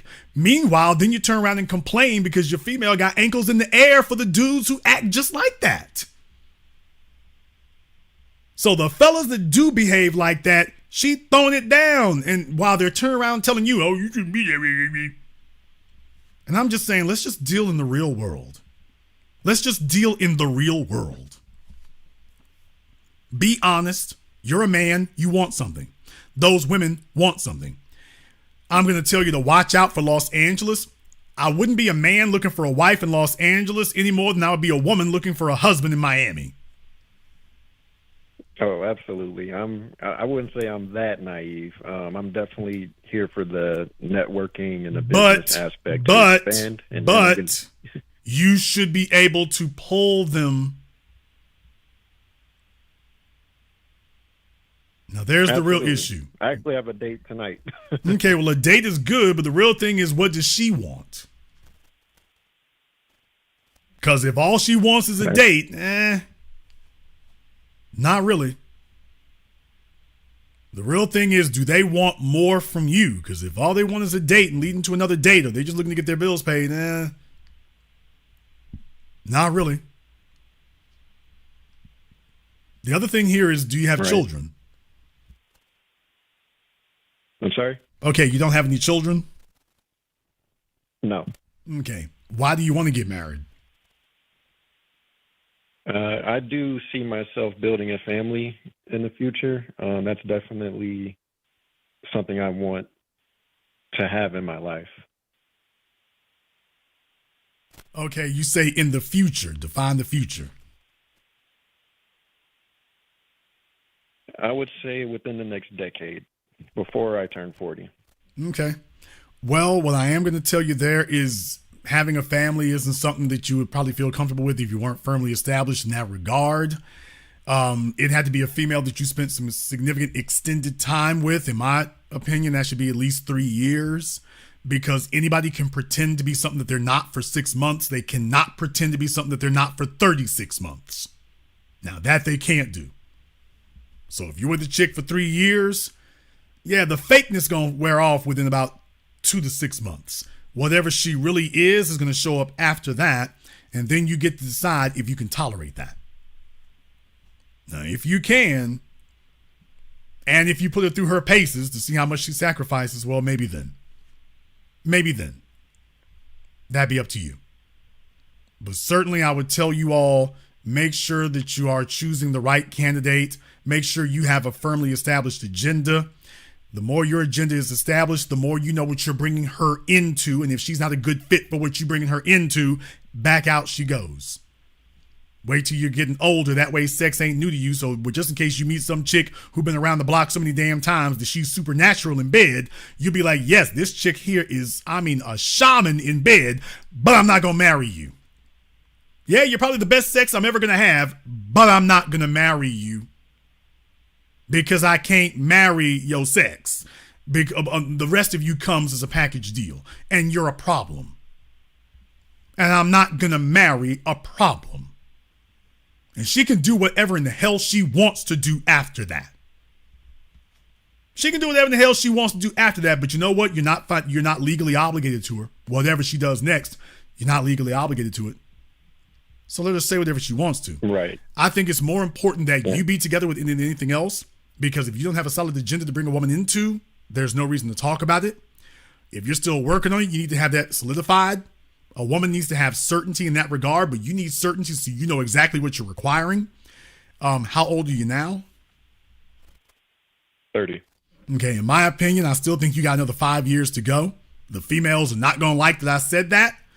But in my opinion, I would give it another 5 years, because at that point, and I'm talking about another 5 years, and deal with a number of females, not as many as you can, but so you can see everything that can go wrong and just how deep some folks will go to try to lie and deceive you. And that way, when it's time, when you meet the one who's not on no bull job, you will immediately recognize it. You'll readily recognize it. Last but not least, you need to make sure you're open and available for that. Men who are ultra busy tend to not be able to meet people very well. So when you get ready to make that move, you're going to have to open up more time. You're going to have to make a conscious decision to open up more time. Otherwise, you'll be so busy that you're just going to have to take a female that you meet in the process of doing your business. And many times that goes badly, because you're taking who's available and not who you chose. So if you do get ready to make that part of it, that's going to have to be something that you're consciously doing, not something that you slipped and fell or you bumped into by accident. Don't get me wrong, that can happen. I'm just saying, if you're going to make a priority of something, don't do it while you're trying to prioritize other business. Otherwise, you're going to take what's given to you, because you're still trying to juggle something that's a lot more important to you. Next thing you know, you might miss some things.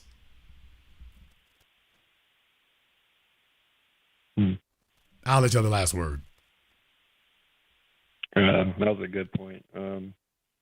I just want to say I do appreciate what you do, your work, and the inspiration you give our people. And you've inspired me as well to elevate myself and go after what I really want in life.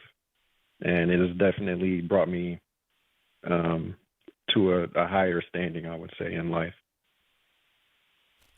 Thank you very much for giving us a call. We appreciate that. In the chat room, Globally Black, you so right about that. Time, you need to make more time. I've been telling you about that for years, girl. If you ever get to double D cups and 3 days a week off work, oh, you'd be a dynamo. Let me tell you, all that's keeping busy and staying busy. We got our African work ethic. Okay. All right, keep doing that. See how that works out. I mean, it's one thing if you work in an office building, but even then, you got to be careful. Shout out Fannie Willis. Shout out Fannie Willis. Just meeting people where you are is not as easy as it used to be. It's not as reliable as it used to be, man. You go off and do that, and then it's like, oh, surprise, nigga. Next thing you know, there you are. Welcome to the jungle. We have fun and games. Look, let me be very, very clear right here. Say this for the umpteenth time. I don't wish Russell Wilson any ill. I don't. I'm just calling it right down the middle like I see it. I'm just calling it like I see it. He's even admitting that everything that I've been saying the whole time is correct. And all I'm saying is I hope the rest of you learn from this. I hope the rest of you learn from it. Learn from it, recognize it, don't ignore it, see it for what it is. See it for what it is. Fellas, these chicks are getting older, and now they're trying to stretch out that, they're trying to transform that child support into alimony. What? They are trying to transform child support into alimony, and if you are naive and a sucker, and you got some chips on your side of the table, she's like, hey, wait a minute, before I hit 40, let me bust out 1 or 2 more here, just in case I need to drop you off on the curbside somewhere. Take it seriously, folks. The threat is real.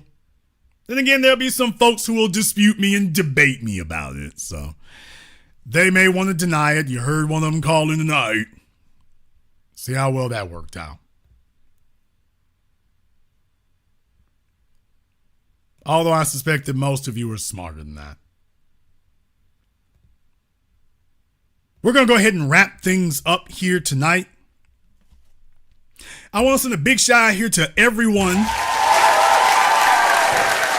has contributed to support tonight's program on PayPal and Venmo. Thank you very much for your support here tonight. I appreciate that. To Evan, And everyone else here, thank you very much, Snaps. And if you are new here to the business, welcome to the program that all your favorite YouTubers love to hate watch. Click that red subscribe button, click that yellow notification bell. Join us each and every time that we are here. If you have not been to our Patreon, the link is in the description. Let me just say this one time. I'm not going to sit up here and make a habit of this. Yeah, you've seen that I've been out here moving around. Yeah, you've seen that I'm moving among made figures. And I've told you for years, you don't know everybody I know, and I'm not going to show you everybody I know. But you see how that's been. I want you to understand something. I think it's about time that some of the folks who've talked to me talk to you. So don't be surprised if I line up a different type of workshop on my Patreon. Don't be surprised if that happens. There are some of you who may be sitting there and you'll ask yourselves, well, Jason, this doesn't seem like the kind of thing that I would be interested in, or maybe we have a lack of imagination and you don't see exactly how it would benefit you directly. And I'm telling you, that would be short-sighted. Pay attention. Pay attention. If I bring it to you, it's because it's got the ability to do a lot more benefit than you may give it credit for. So you've seen some of the folks I've talked to on my Patreon. I think it's about time you have a chance to talk to some of them. Maybe it's time for them to get you gamed up. We'll see.